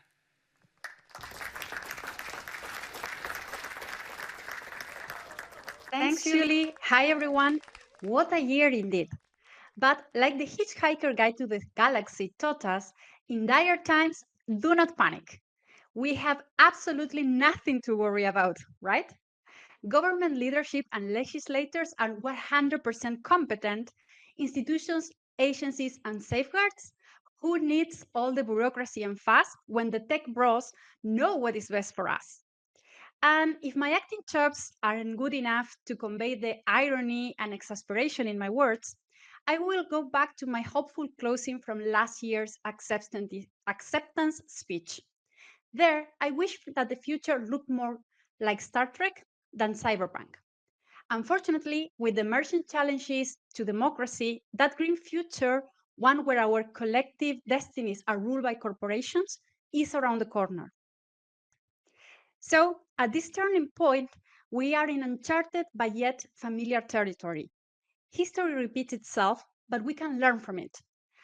As pioneers, we share the responsibility to avoid the mistakes from the past in the tech for our future. Extraordinary circumstances call for extraordinary people to step up. So now is the time for me to pass the baton to Ingrid Kopp. No pressure, Ingrid. But seriously, we are not giving up on equity, and Ingrid Kopp understands everyone on Earth needs a connection to have an inclusive metaverse, or whichever we decide to call it. Her work with Electric South is bringing immersive technology to parts of the world that don't yet have reliable internet infrastructure. And this will unlock opportunities for this generation that lives in remote places to take their seat at the global table and participate in this revolution of human communication. Thank you for what you do, Ingrid, for your work and exemplary leadership. Congratulations. Hi, thank you so much for this great honor. I'm thrilled to be nominated by someone I admire so much, Micaela Mantegna, and I'm also a big fan of everyone else who has received this award in past years. I've learned so much from all of you. In this fraught geopolitical moment, it's imperative that we consider the links between our online and offline lives and our online and offline communities. Our online experiences do not take place in a vacuum, and we need to push for technology in the public interest. Our future internet and metaverse experiences need to be inclusive, joyful, and safe for everyone. People need control over their data and privacy, and we cannot risk expanding the digital divide yet further. I will use this award to remind myself of this every day, and I very much hope that we will all work to ensure that digital rights are prioritized and that technology truly serves us and our communities, and communities everywhere. We have a lot of work to do. Thank you.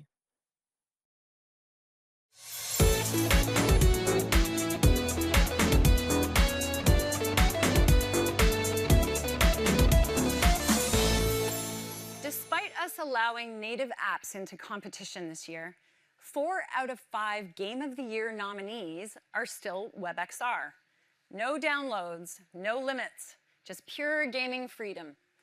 Games have been a part of human culture for centuries, shaping the way we think, connect, and solve problems. Beyond entertainment, they challenge us, push our limits, and open doors to new ways of learning. We've got an eclectic bunch of games contending, and that's the way we like it. They say the revolution will not be televised, but if it were, we'd ask Bobby Carlton to anchor it. With the world in such a state of upheaval, we thought he'd like to practice, and he couldn't resist. Please welcome Bobby Carlton.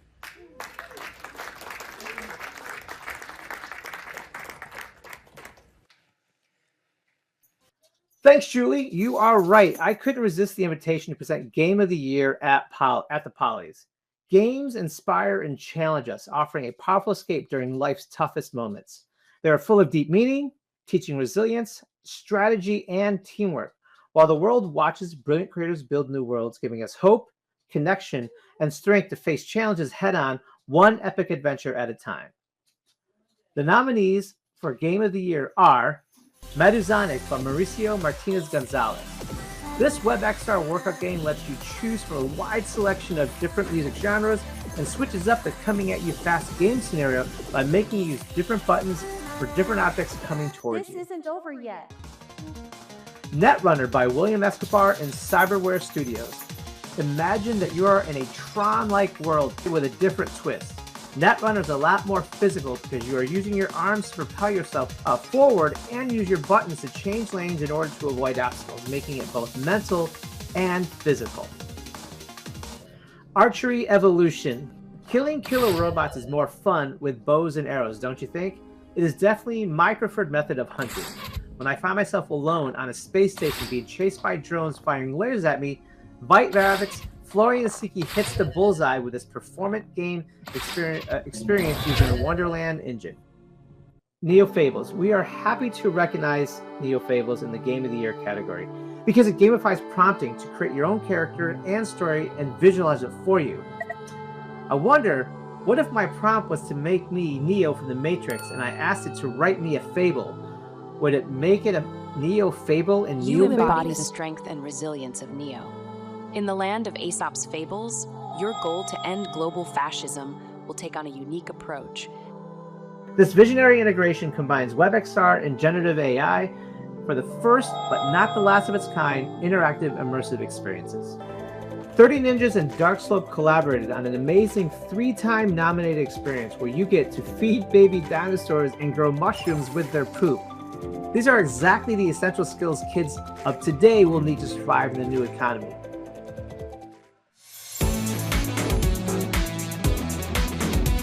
And the winner of the Game of the Year is Dinohab, 30 Ninjas and Dark Slope.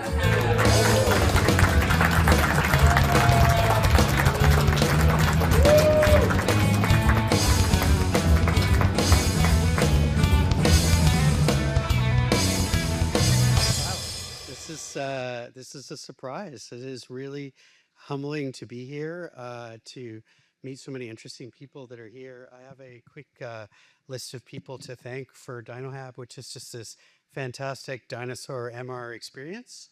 I wanted to thank our partners at Meta, particularly Max and David, who were the producers and head TD. 30 Ninjas, our partners here in New York City. Basically, Jed, Julina, and Aviva from 30 Ninjas, and quickly from, thank you, Dark Slope, our Toronto-based team. I want to thank Ken, Willis, Laura, Jacob, Ula, Seth, Nimi, David, Josh, Alonzo, Marcus, Alex, Emmeline, Rack, Tim, John, Santos, Abdallah, Jason, and Ken. Really, really grateful. Thank you so much. Thank you.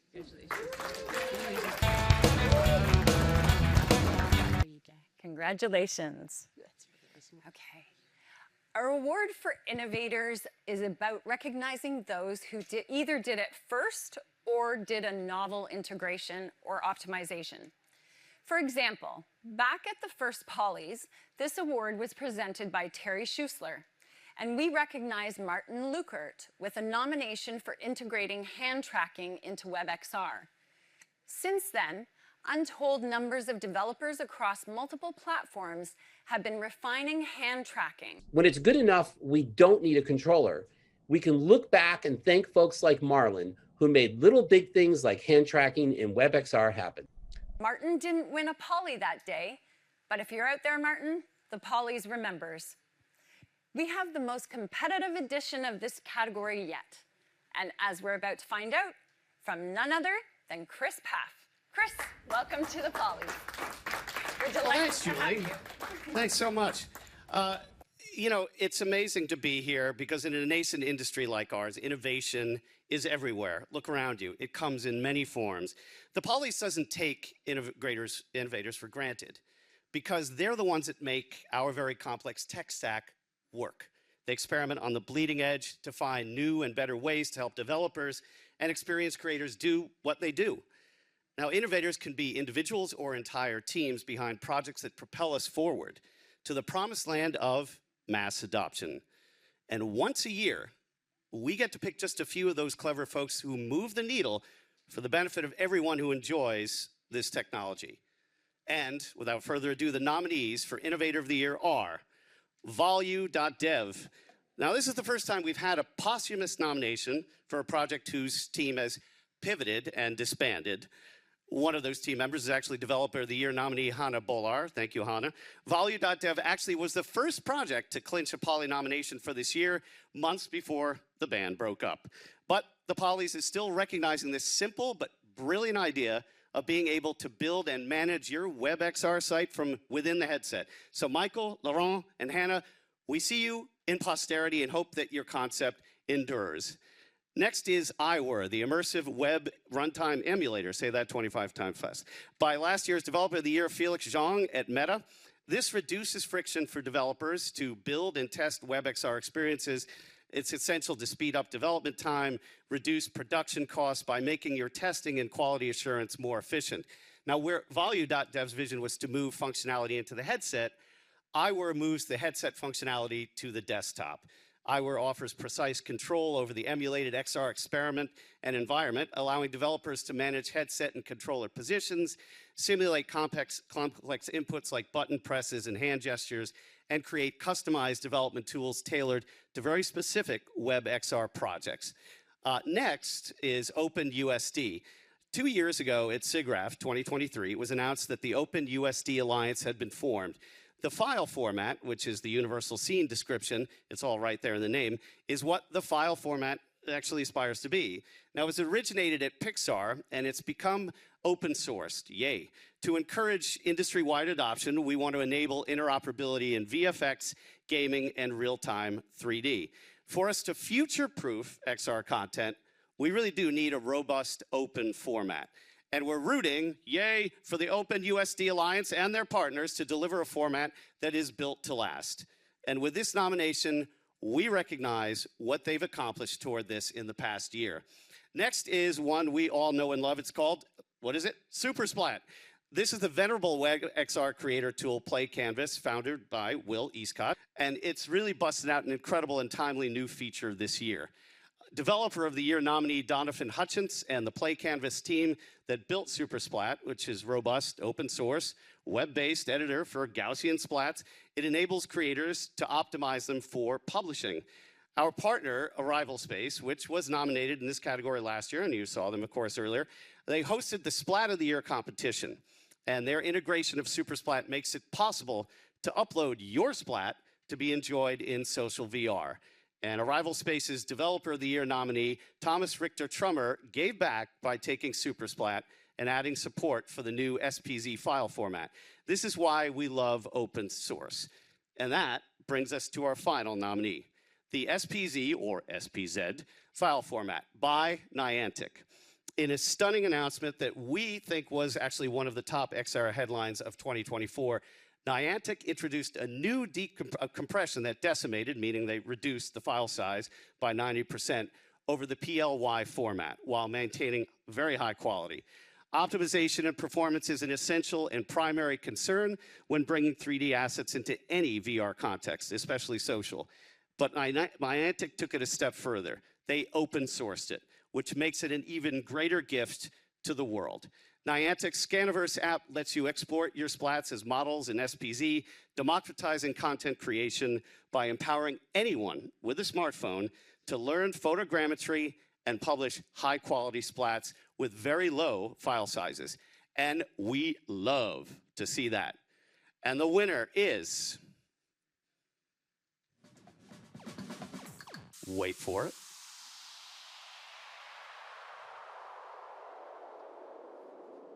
Super Splat. Yes. Congratulations.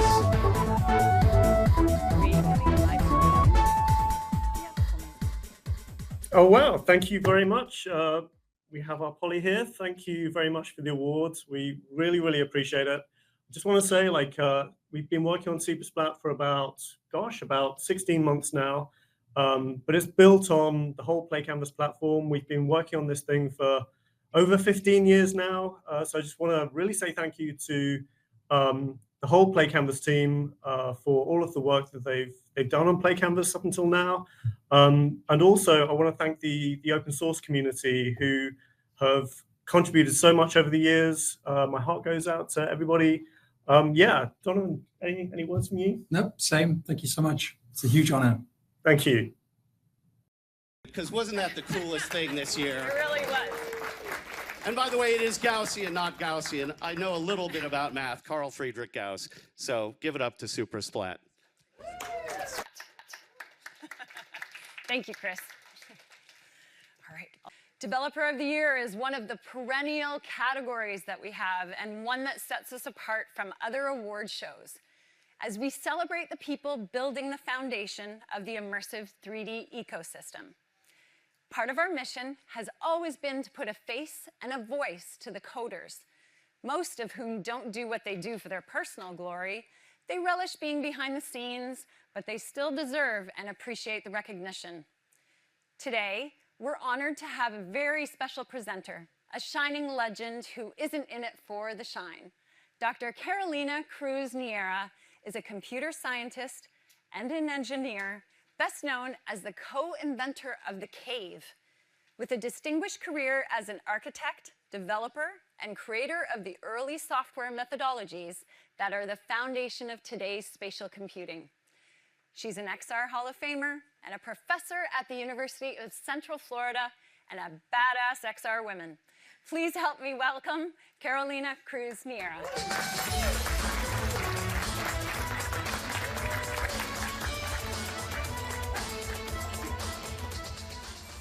Thank you, Julie. Every year we say it, and every year is a real challenge. We like to recognize everyone and can only choose a few to highlight their contributions to the XR ecosystem and speak their names. These are usually the unsung heroes, the people behind the curtain, the people who support innovation and creativity. And the nominees for the Developer of the Year are Donovan Hutchins. Splats are the hot topic of the year. We just got one award. And Donovan is the lead developer of Super Splat, the Gaussian splat editing tool that's part of Play Canvas, the venerable web-based engine that is nominated for Innovation of the Year. Super Splat is also integrated into Rival Space, our partner on the Splat of the Year contest. Bella Boglender is another nominee. Bella is a German XR app developer, part of Poimandres Collective, and has been doing really important works advancing web XR, particularly around React integrations. Bella is lead on the XR repo and Poimandres, which is an update to the React XR library, which won Framework of the Year at the second Polis. Anna Boller, another nominee, is a senior engineer at Pasteur Labs working on the IDE for reality, which included simulations for human-machine teaming. Up to recently, Hannah was part of the team at Volumetrics.io, who created VoluDev, the amazing interface that enables spatial app development inside your headset that is also nominated for the Innovator of the Year, as we just saw. Nitin Stephen F. is a WebXR solutions architect from India.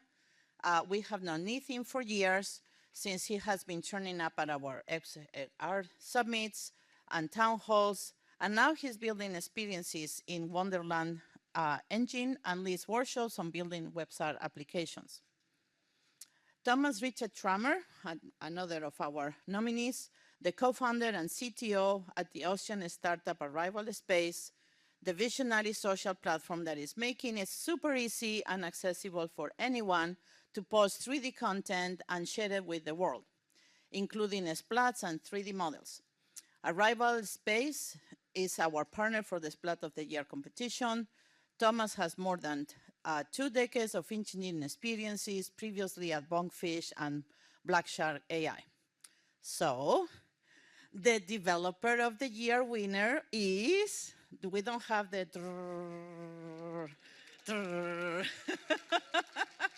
it is Thomas Richard Trummer. Congratulations.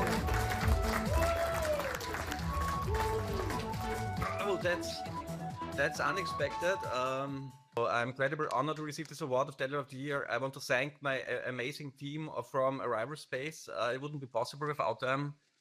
You know, I have a great lead developer, Ludovic Kramar. Without him, we couldn't do so much. And also thanks for the Police for making this a platform for WebXR.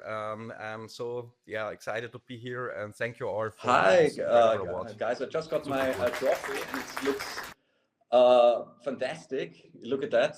I'm so honored to finally hold this trophy in my hands. It's all my work in the WebXR fields finally got to the paid off, and I'm so happy. What can I say?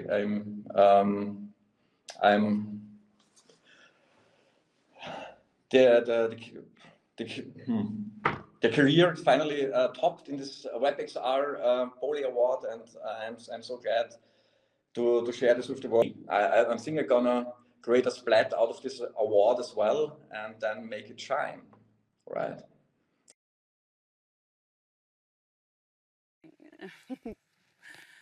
All right. The ties that bind this immersive community are strong. It's a vibe unlike you'll find in most sectors of the economy. It's an international community because there are no borders in the metaverse. There are communities within communities overlapping like a Venn diagram. So a big shout out to all our communities of creative and technical geniuses of all disciplines around the world that are brought together. Yeah, let's take a moment and clap on that one. That are brought together by the breathtaking scope of the good that immersive can do in the world, while mindfully mitigating the bad it can do too. Some folks stand out as a nexus bridging many communities that brings the immersive verse together. And one of those folks is Paige Dansinger. Last year's Last year's community honoree is here to present this year's award. Welcome, Paige.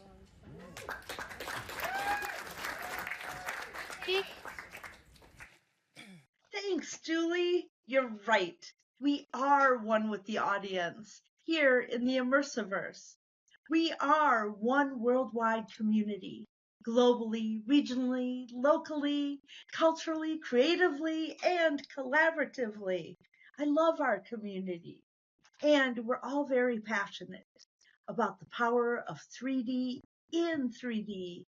We are cheering each other on, and as we see the inevitable mass adoption of immersive tech drawing ever closer, but still a ways off, we help empower our community members to rise together. When I was made a community honoree last year by Ivo Heining, who was named the year before by Trevor Flowers, I had one job, and that was to pick the 4th honoree. And on one hand, it was a bit of a tough choice because there are so many purpose-driven community builders in XR. And I see your work and your impact.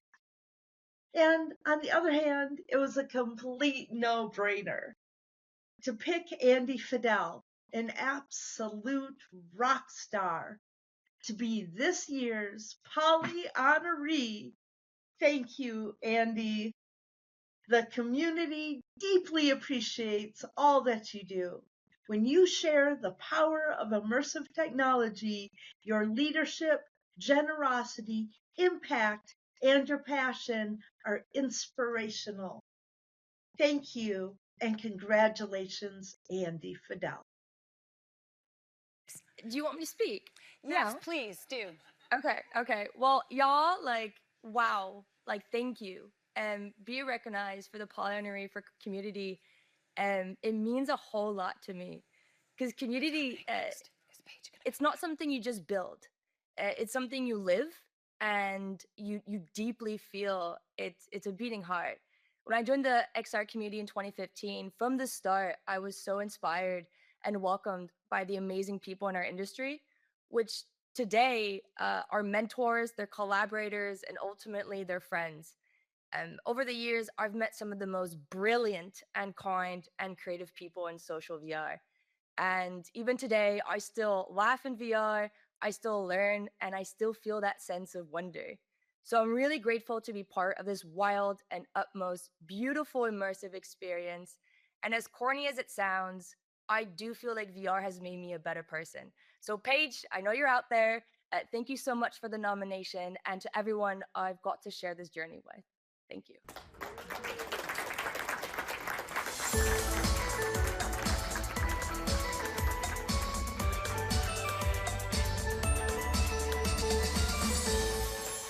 Entertainment Experience of the Year is where we get to recognize the artists that think outside the frame and elevate this powerful new way to tell stories, evoke emotions, stir imaginations, and give tomorrow's artists something to strive for.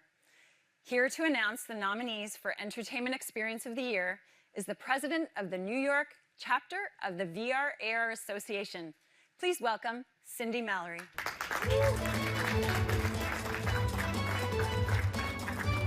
Thanks, Julie. Ultimately, the entertainment use case is going to drive mass adoption. One of the big signals of things to come that we got in late 2024 was when James Cameron and Lightstorm Entertainment announced their deal with Meta. A pioneer in the invention of stereoscopic entertainment is investing heavily in advancing the medium. And since this information was made public, imagine all the other deals that are in the works behind closed doors. That will bring us into the universes of the biggest franchises and fandoms that are already spending 9 figures to build worlds in 3D. And what's most exciting? It's what we haven't seen yet. This year's nominees are appetizers for what's to come, but full course meals in their own right, destined to be remembered by creators to come for their influence. And the nominees for Entertainment Experience of the Year are Vivaldi 3.0, the immersive universe of the 4 seasons. Wait, Cause and Christie built this, and Andy Fidel was involved too, and this experience by Carlos Ochoa from One Digital Consulting. Whoa. This amazing collaboration brings the classical music masterpiece Vivaldi's The 4 Seasons to life with 8K video performances, a violin virtuoso, Ara Malikan, with a string section that takes you through spring, summer, autumn, and winter, and rich ambiosonic sound, and gorgeous shaders. Gives you a concert performance like we've never experienced before. This is also competing in the Education Experience of the Year category. Nirvana Gold. This astonishing 6K 360 video experience, brought to our attention courtesy of 5Rs, is a gloriously stylized immersive artwork by Andreas Waldemeier. It carries you gently through a multi-layered immersive spiritual trilogy, Shanti, Samsara, and Zen. This is exactly the kind of elevation of this art form that we're talking about, that will inspire untold future immersive storytellers to ask, how did they do that? Figure it out, and then apply their own creativity. Neo Fables. This entertainment nominee is in the mix for what it represents, exciting things to come. First, it integrates several technologies that are still early days. It uses generative AI to allow you to craft your own story, like an old school choose-your-own-adventure novel. It creates the skybox, illustrations, and story, created from your voice-activated prompts. As Gen AI goes 3D, these worlds will expand, and visionary integrations like this will be where it started. Emperor. We haven't seen the likes of Emperor before, but it is another that will inspire artists in the art of the possible and the possible of the art. Emperor is the story of a man who had a stroke and lost his ability to communicate. As told by his daughter, it takes you inside his world and experience. This is an interactive piece with hand tracking, gamifying the experience by having you grab objects and point your finger to move the story along. This is one of the longer, very cinematic, immersive experiences we've seen yet. As you're going through it in black and white, look for clues to advance the story, and you might be taken through the mind of a man struggling with aphasia. Mesmer. Mesmer is a kaleidoscope of reactive immersive music. Calling itself Eye Candy with Ears, go for a ride through the music in a dynamic, ever-changing experience. This app wants to mesmerize you with the music you love to relax, disconnect, rejuvenate, meditate, and get inspired. And the winner is... Oh, looking. Vivaldi 3.0.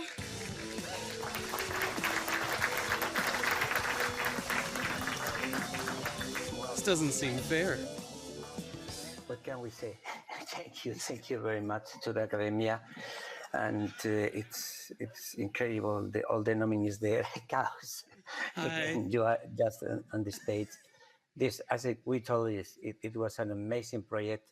We were putting together 8K videos. We were working with 4D holograms, trying to put all this incredible world developed by Xaos and Christy inside the headset, just to democratize and to make it happen all around the world. So this, the best, for us, the biggest gratitude that you will test the experience and you will see how the entertainment is going to change in the near future, based in our values. Thank you very much. I love you guys. Thank you. What he said. I don't know what to do. Xaos, take care. Take care, Xaos. Take care. You take care. You're the best, Carlos. We did it again. It's you, the team. It's very good team. The best team. Thank you. I've got to say, building this experience was a ton of fun. Like it was so enjoyable to really feel the music. And as we were designing the nature scene with all the animal life and really just tie it in together, because that's part of what humanities is all about. And our expression of arts and music is being connected, with reality, and being able to put people in this immersive world so that they can experience the Vivaldi 4 seasons in each of the seasons was truly fun and an enjoyable experience. So thank you, Carlos. Thank you, Andy. Thank you, Austin. It was so fun working on this.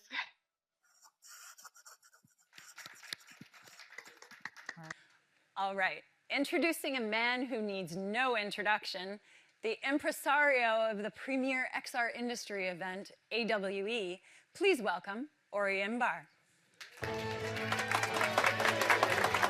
Hey, how's it going? Give it up one more time for Julie, Ben, and the whole Polly's team. What an exciting evening, what an exciting year. When I look at the energy in this room, the energy across the industry, when I see the innovation race intensifying among big tech, when I see the level of adoption among enterprises and consumers, for the first time in my 2 decades in XR, I dare to say this. You ready for this? Ready? Sure? XR is going mainstream. There, I've said it. You might have heard it before, but here's the thing. Hardware is good enough. Content creation tools have matured, right? And AI is making a lot of the hard work easier. So the barriers are completely down, and there's no more excuses. The time is now. That's why we call this year the year of the Master XR Builder. Because in order to conquer the mainstream, we need builders, master builders, developers, designers, entrepreneurs from all across the world to build content, applications, and experiences that resonate with every person on Earth. That's how we conquer the mainstream. And tonight we have so many amazing examples of those. So one more time, give it up for all the finalists and the winners of the Polys. And if you want to see all of that in action for yourself, I invite you all to join us in Los Angeles this June for AWE. Yeah. You have this special code for the lowest rate ever. And since it's so important to work together, I'm also happy to let you know that we have joined forces with two other amazing events in Europe, Stereopsia and AIXR, to create a new mega event in Europe. We call it United XR. And I'm inviting you all to join that event in December in Brussels. It's going to be awesome. Thank you. John.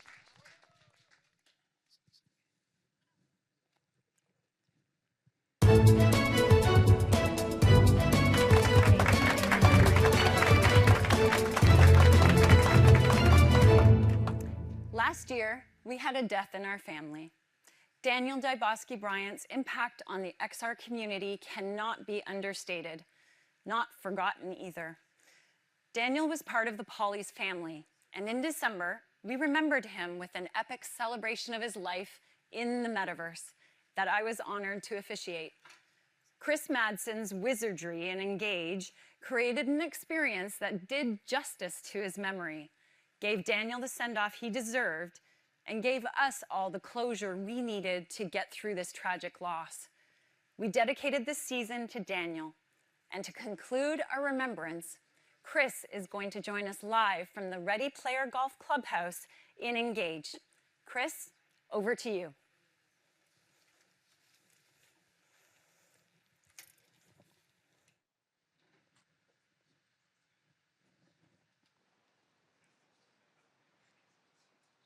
Hello.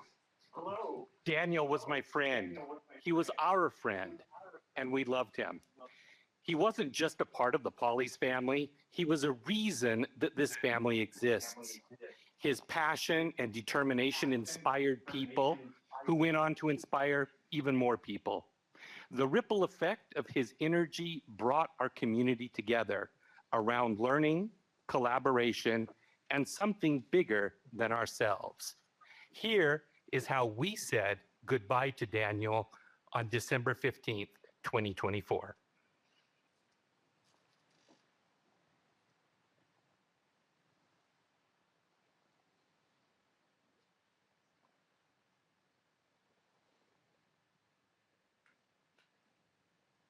I've spent the last 24 hours building an experience for Daniel to send him off on the last page of his hero's journey.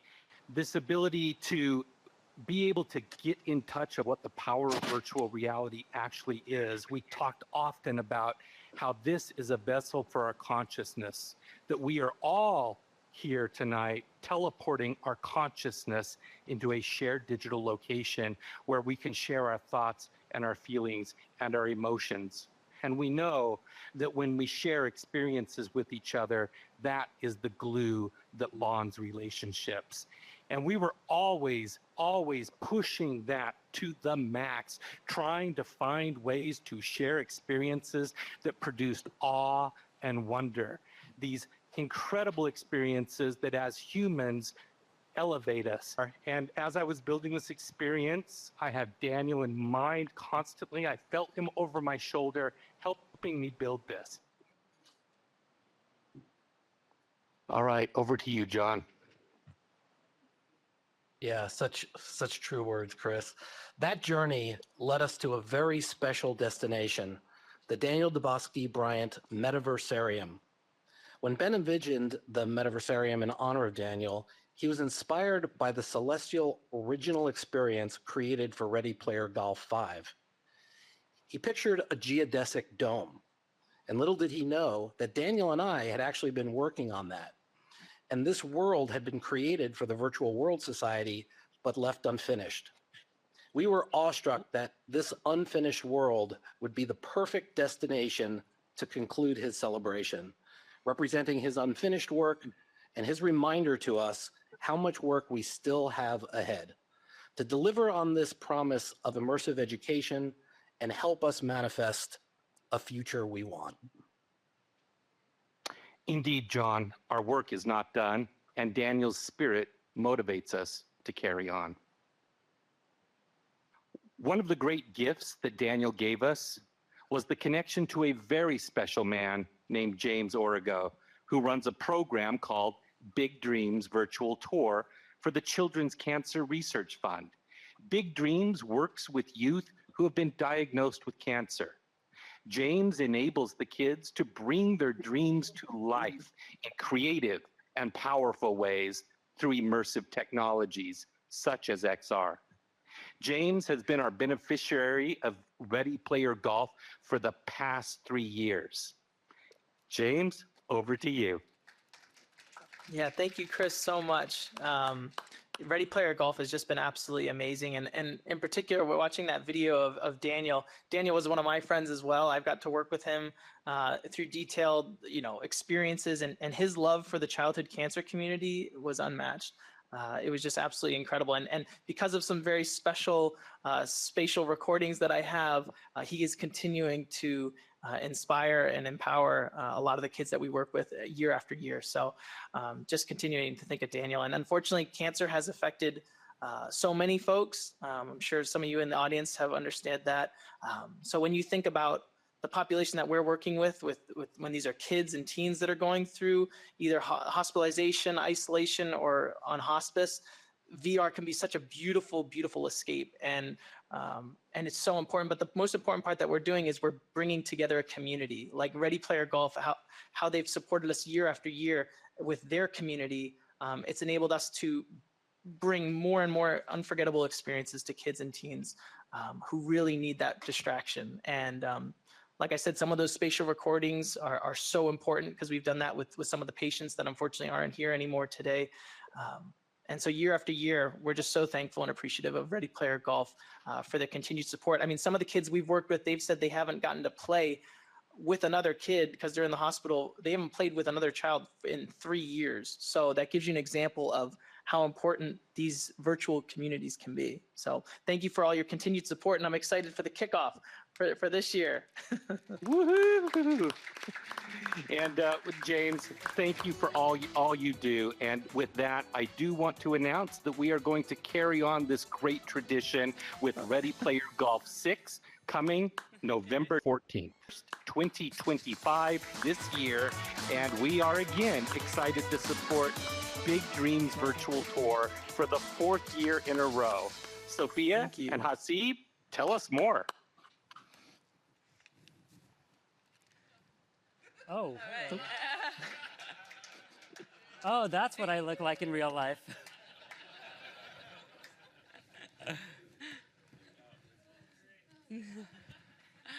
All right. When we started this thing 5 years ago, none of us knew what a rewarding experience this would be, and that we'd still be here together walking the talk of XR for good. And every year, as we get closer to the event, we wonder how high the hockey stick is going to get with donations in the final run-up to the event. And this year, a special someone became our hero when, in the run-up to the show, Hasib Musa, whom I didn't know before he got involved with Ready Player Golf, he single-handedly raised $1,700 for Ready Player Golf 5, contributing to the overall raise of $8,000. Thank you so much. Yep.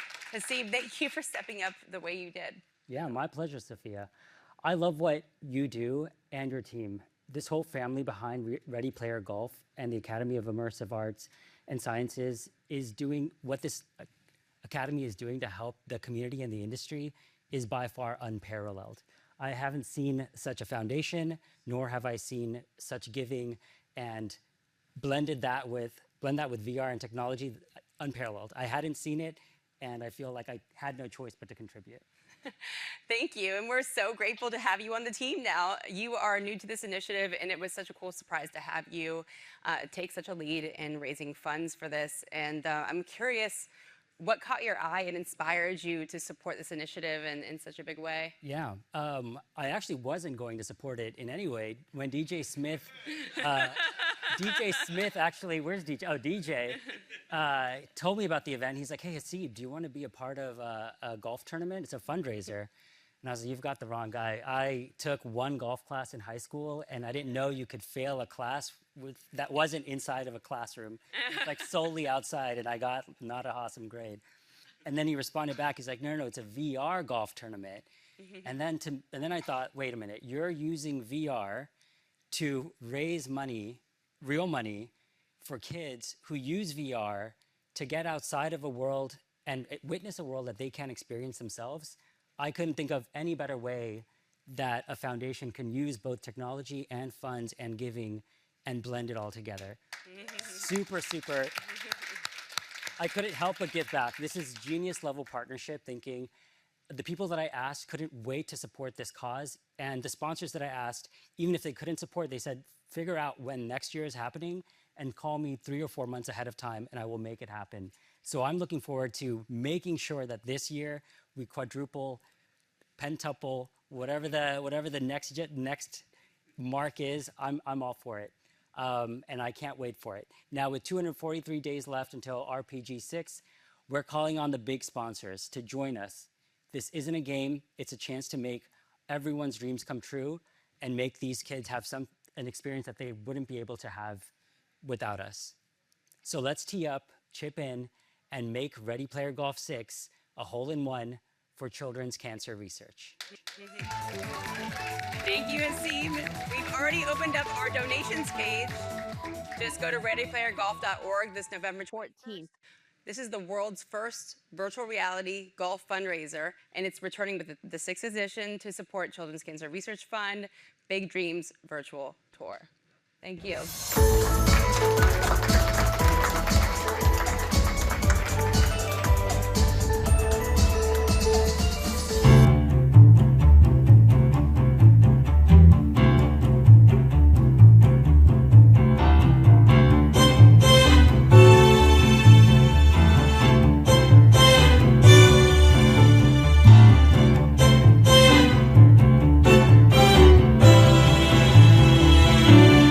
Hello, citizens of the future. I come with you with news. Lights. I'm coming to you. Lights. Keep rolling, keep rolling. This is a hololuminescent display. I'm in one right now. And it's not what you think.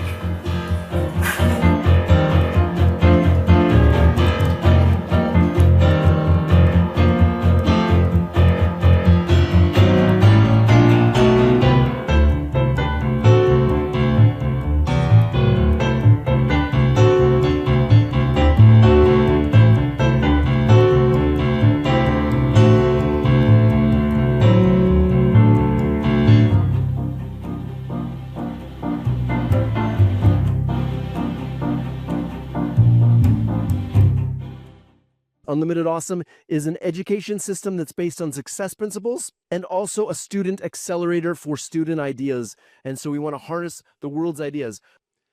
So what if race, sex, economics, and geography were no longer part of getting a quality education?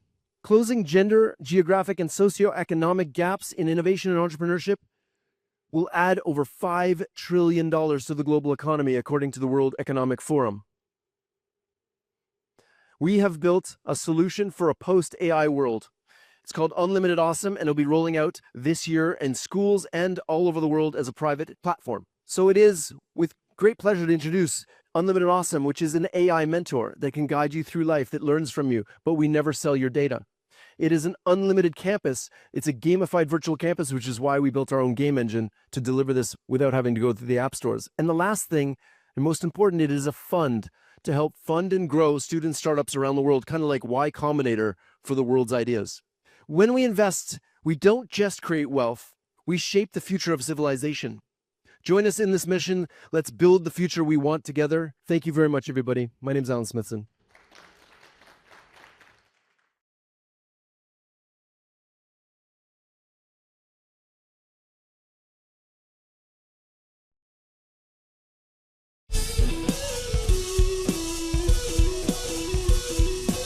Last year, we introduced the XR Elevation Award.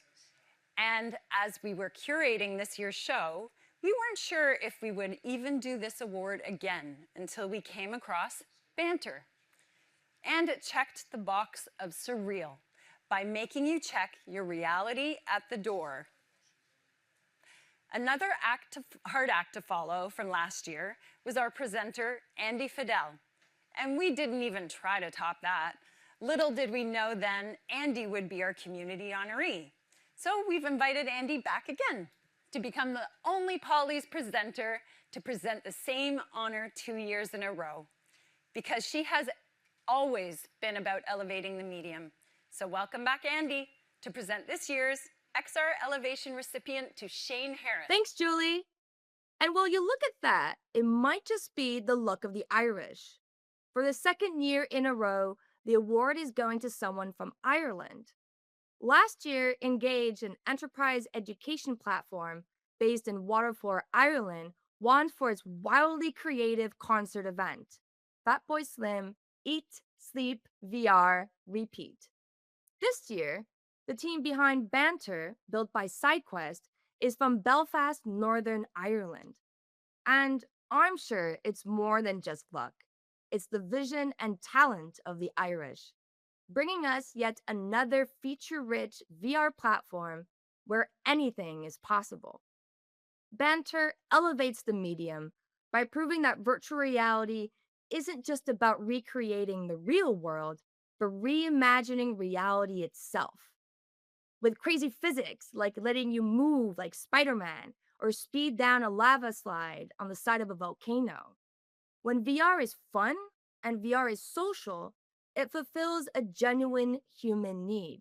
It brings people together, where communities grow and memories are made with anyone from anywhere, anytime. The Pollies recognizes Shane Harris, CEO of SideQuest, and his team for the impact Banter has made, bringing new energy and creativity to social VR. So congratulations, Shane, and welcome to the Pollies. Hey, Shane, it's so great to have you here. We all have some questions for you. Where did SideQuest come about? I started out creating tools to enable people to create content. I started out on a platform called Altspace at the time, and I decided to spin my tools out. Decided to try and create our own app. We submitted it to the Quest store, right, along with probably some of the earliest submissions, and we were rejected. We found another way, and that was SideQuest. I liked the idea of something that that expands beyond one platform and allows for that kind of interoperability between multiple platforms. And it started out as a way for us to distribute our own app, but kind of exploded into a marketplace overnight. Here we are, years later, millions of monthly active users. All right, let's talk about Banter. We're really focused on creator tools, right? Trying to make it possible for people to create stuff. And right now, you can create your own custom avatar. We've got our own tools, a Blender plugin that you can use to create pretty much anything, right? And we recently launched an AI-powered world builder. It basically lets you speak objects into existence from voice, which is about as impressive as it sounds. We've got world-class, state-of-the-art, first of its kind physics on Banter, which is a really core fundamental to how things work on there. Tell me more about these physics. What kind of crazy things can you do in Banter? Gravity tilting, as we call it, where you're able to basically turn yourself upside down. It's actually a lot more comfortable than it sounds, but yeah, there's ways to kind of create like tiny planets that you can walk around, or have different people in the same room but at different orientations, and that's definitely quite mind-blowing. For someone who doesn't understand VR, how do you describe it to them?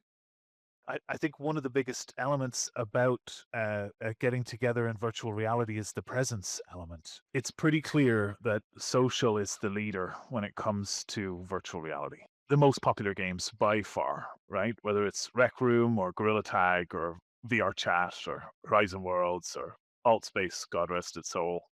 People coming together is just what we do in virtual reality. You know, that's kind of fundamental to you know, I guess being with people, right? So I think it makes a lot of sense to try and invest in this sort of technology, right? It's the next evolution of what we call the internet.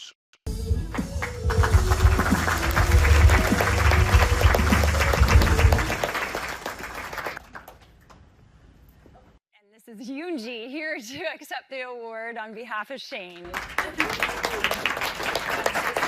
Give her a microphone.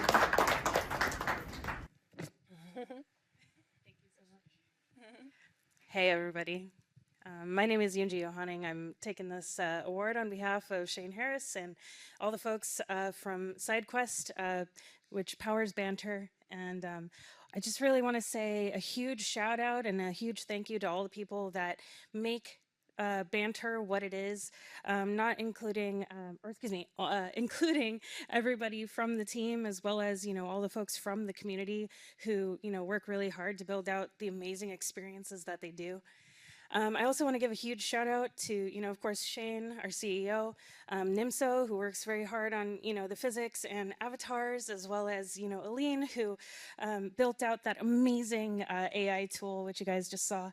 And, you know, a big shout out to all of you here today to help make, you know, the polys possible. So thankful for all of you.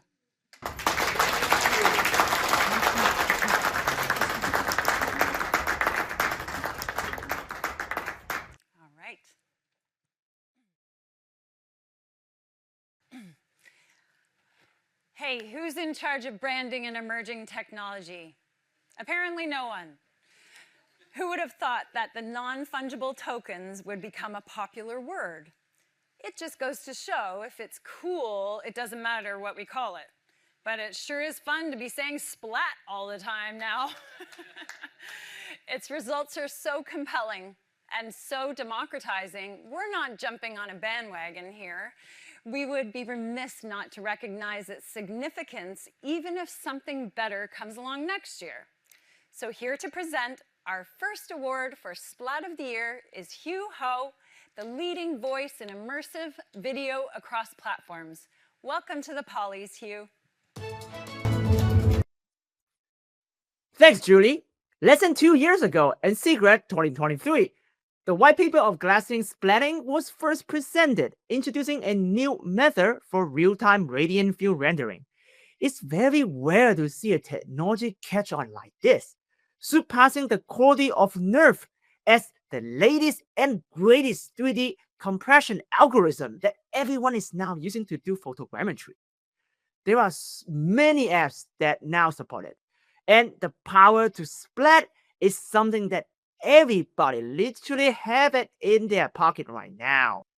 This is the first poly category to have public semifinals, and these 6 finalists are 3D work of art chosen from 21 splats. The public got to vote on after viewing them in Arrival Space. Now, the nominee for Splat of the Years are Alien Adoption Phone Booth by Christy Hill Hobby.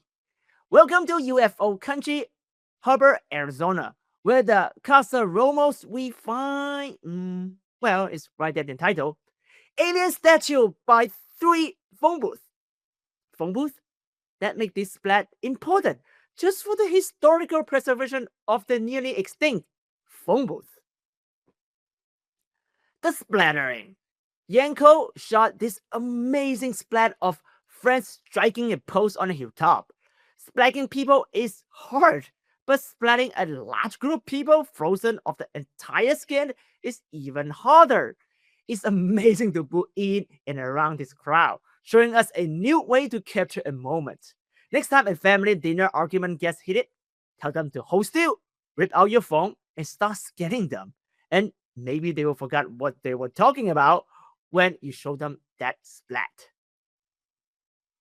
American Gothic Manor by Carlton, a modern spin on Grant Wood's classic 1930 painting by the same name, has the farmer's wife checking her smartphone. Maybe she's getting ready to make a splat. They're standing in front of the porch of their American farmhouse. Outside the tree in this arrival space hub are more splats by this creator. Sunflower by Samantha Vargas.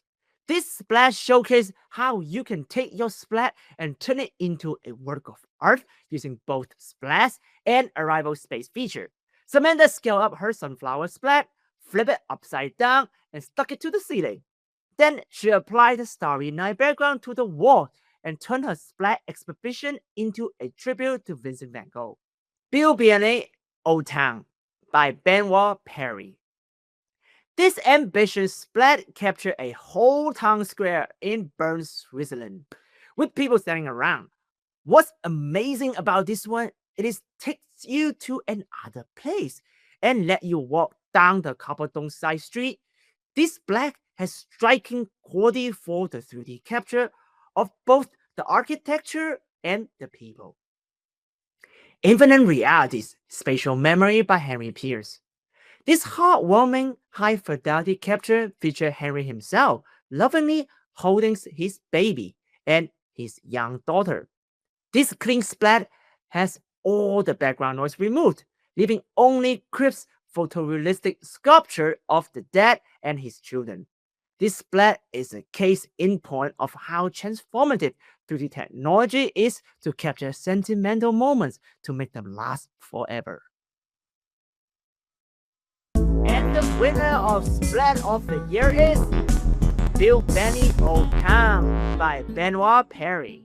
Well, thank you a lot for this award, for the Immersive Awards and the Splat of the Year, because that's a very strong recognition, and it's hard to believe actually. So as an artist and creator, it's not always easy. So it's a strong recognition that I think it will help me to bring this project further, and really nice thing to discover this in my mailbox, which is the trophy of the Splat of the Year. I thought it was going to come as a 3D printed object, but actually no, it came within a looking glass immersive display. Thanks a lot again. Thanks for everyone who helped me to achieve this project. Congratulations, and so well deserved. Thanks, Hugh, for presenting.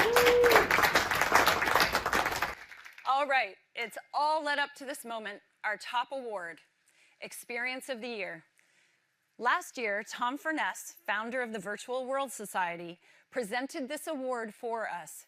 And who better to follow in his footsteps than the very person who succeeded him as chairman of the Virtual World Society, the global VP of HTC, co-author of Our Next Reality, and a visionary leader shaping the future of XR and AI. His wisdom and insights are essential for navigating this evolving landscape. Now here to present Experience of the Year and our 61st presenter to say thanks, Julie, please welcome Alvin Wang Graylin.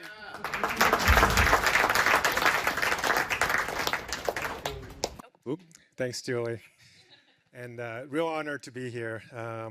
You know, it's been amazing to see all the artwork and all the creators making some amazing pieces. And I know you guys all want to go and have dinner, so I'm going to try and keep this short. So it's been, 61 polys in 5 years. Congratulations to all of you, and recognizing the achievements of the pioneers driving this industry. And thank you to the Academy of Immersive Arts and Sciences for sharing the vision of the Virtual World Society and nurturing the future where immersive technology is a catalyst for good. When we combine the power of AI and XR with the intent of benefiting humanity, we expand the possibilities of what we can achieve. And together, we can strive to create the future we want. This category captures great examples of how immersive experiences can exemplify the best of what makes us human. And the nominees for Experience of the Year are Emperor. Before movies were in color, cinematographers only had black and white palette to work with. And once color became the norm, black and white became an artistic choice. Something we haven't seen before is black and white artistry presented in interactive immersive 3D. This experience involves you in the story, allowing you to feel the compassion for the uncertainty of loved ones when the people that they're caring for can't communicate. Emperor is the personal story of the writer-director Marion Berger, whose father had a stroke in 2008. This experience imagines what it must have been felt like for, in his mind, blurring his impaired reality with his memories. The next choice is Vivaldi 3.0 again. Immersive worlds of 4 seasons. Vivaldi's musical celebration captivates in an experience as colorful and beautiful as the violin concerto themselves. This experience has created by One Digital Consulting's Carlos Ochoa, Cause and Christie's Immersive XR Design, and a team of almost 50. You get a front row seat as Ara Malikian leads a string ensemble wherein the ambisonic sound envelops you in exquisitely rendered environments. The extraordinary collaboration sets a bar for bringing classical music into the immersive medium. Next, we have Nirvana Gold by Andreas Walderman. This 6K 360 stereoscopic video trilogy takes you on a spiritual journey unlike any other experience this year. The life force of the characters, the creatures, and the earth glows beautifully, uniquely stylings as you transport it through the experience, allowing you to feel the 3D, this journey through birth, life, and death.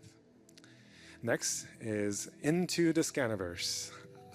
Our only WebXR experience in this category, Niantic's free app Scaniverse has been democratizing 3D content creation by making it super easy for anyone with a smartphone to create high-quality Gaussian splats.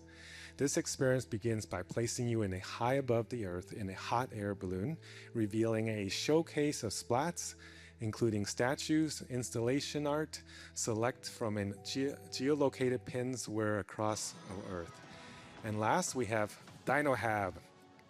30 Ninjas Dark Slope created this hybrid sci-fi nature experience where you learn about ecology by raising baby dinosaurs.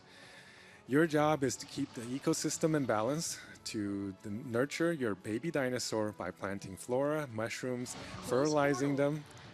This experience has also nominated for Game and Education of the Year categories as well. And the winner is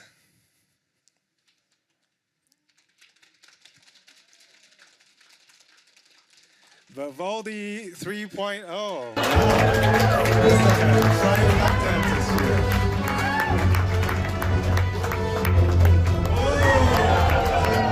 Congratulations. This is very impressive. I had to do something. Gotta turn it up. Am I speaking this time? Oh, wow. Hey, guys. Hey, how's it going? What's up? What's up? Oh, no, it's Carlos. Hi, Carlos. Please, Xaos. Oh yeah. Your time. And Hey, Christy, please. I don't know what to say. I had an incredible time working on this. It was a lot of fun. Carlos brought us all these amazing 360 videos and all of this too many terms, volumetric scans of Ara Malikian playing, and Christy and I just got to work our magic and got to create this cool experience of, walking through different portals to different scenes and hearing the music, learning about it, and just sorry. It was a lot of fun, and I encourage everybody to check it out. So yeah, anybody else want to say anything, you guys? Yes, Christy, please say something. Please. You're muted. I hope all of you get to experience this soon. Please go out. When you do, be sure to interact with the nature scene.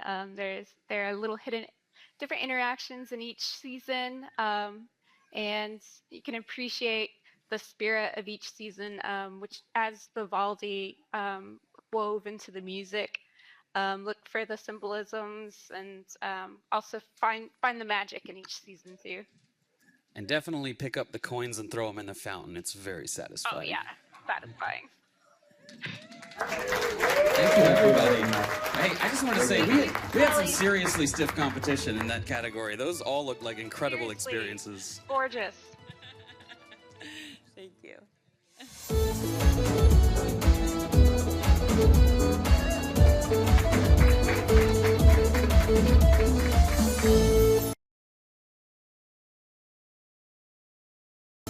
All right, I'd like to invite Sophia Moshasha and Karen Alexander, my XR Women co-founders, and we're gonna close the show. What an incredible night it's been.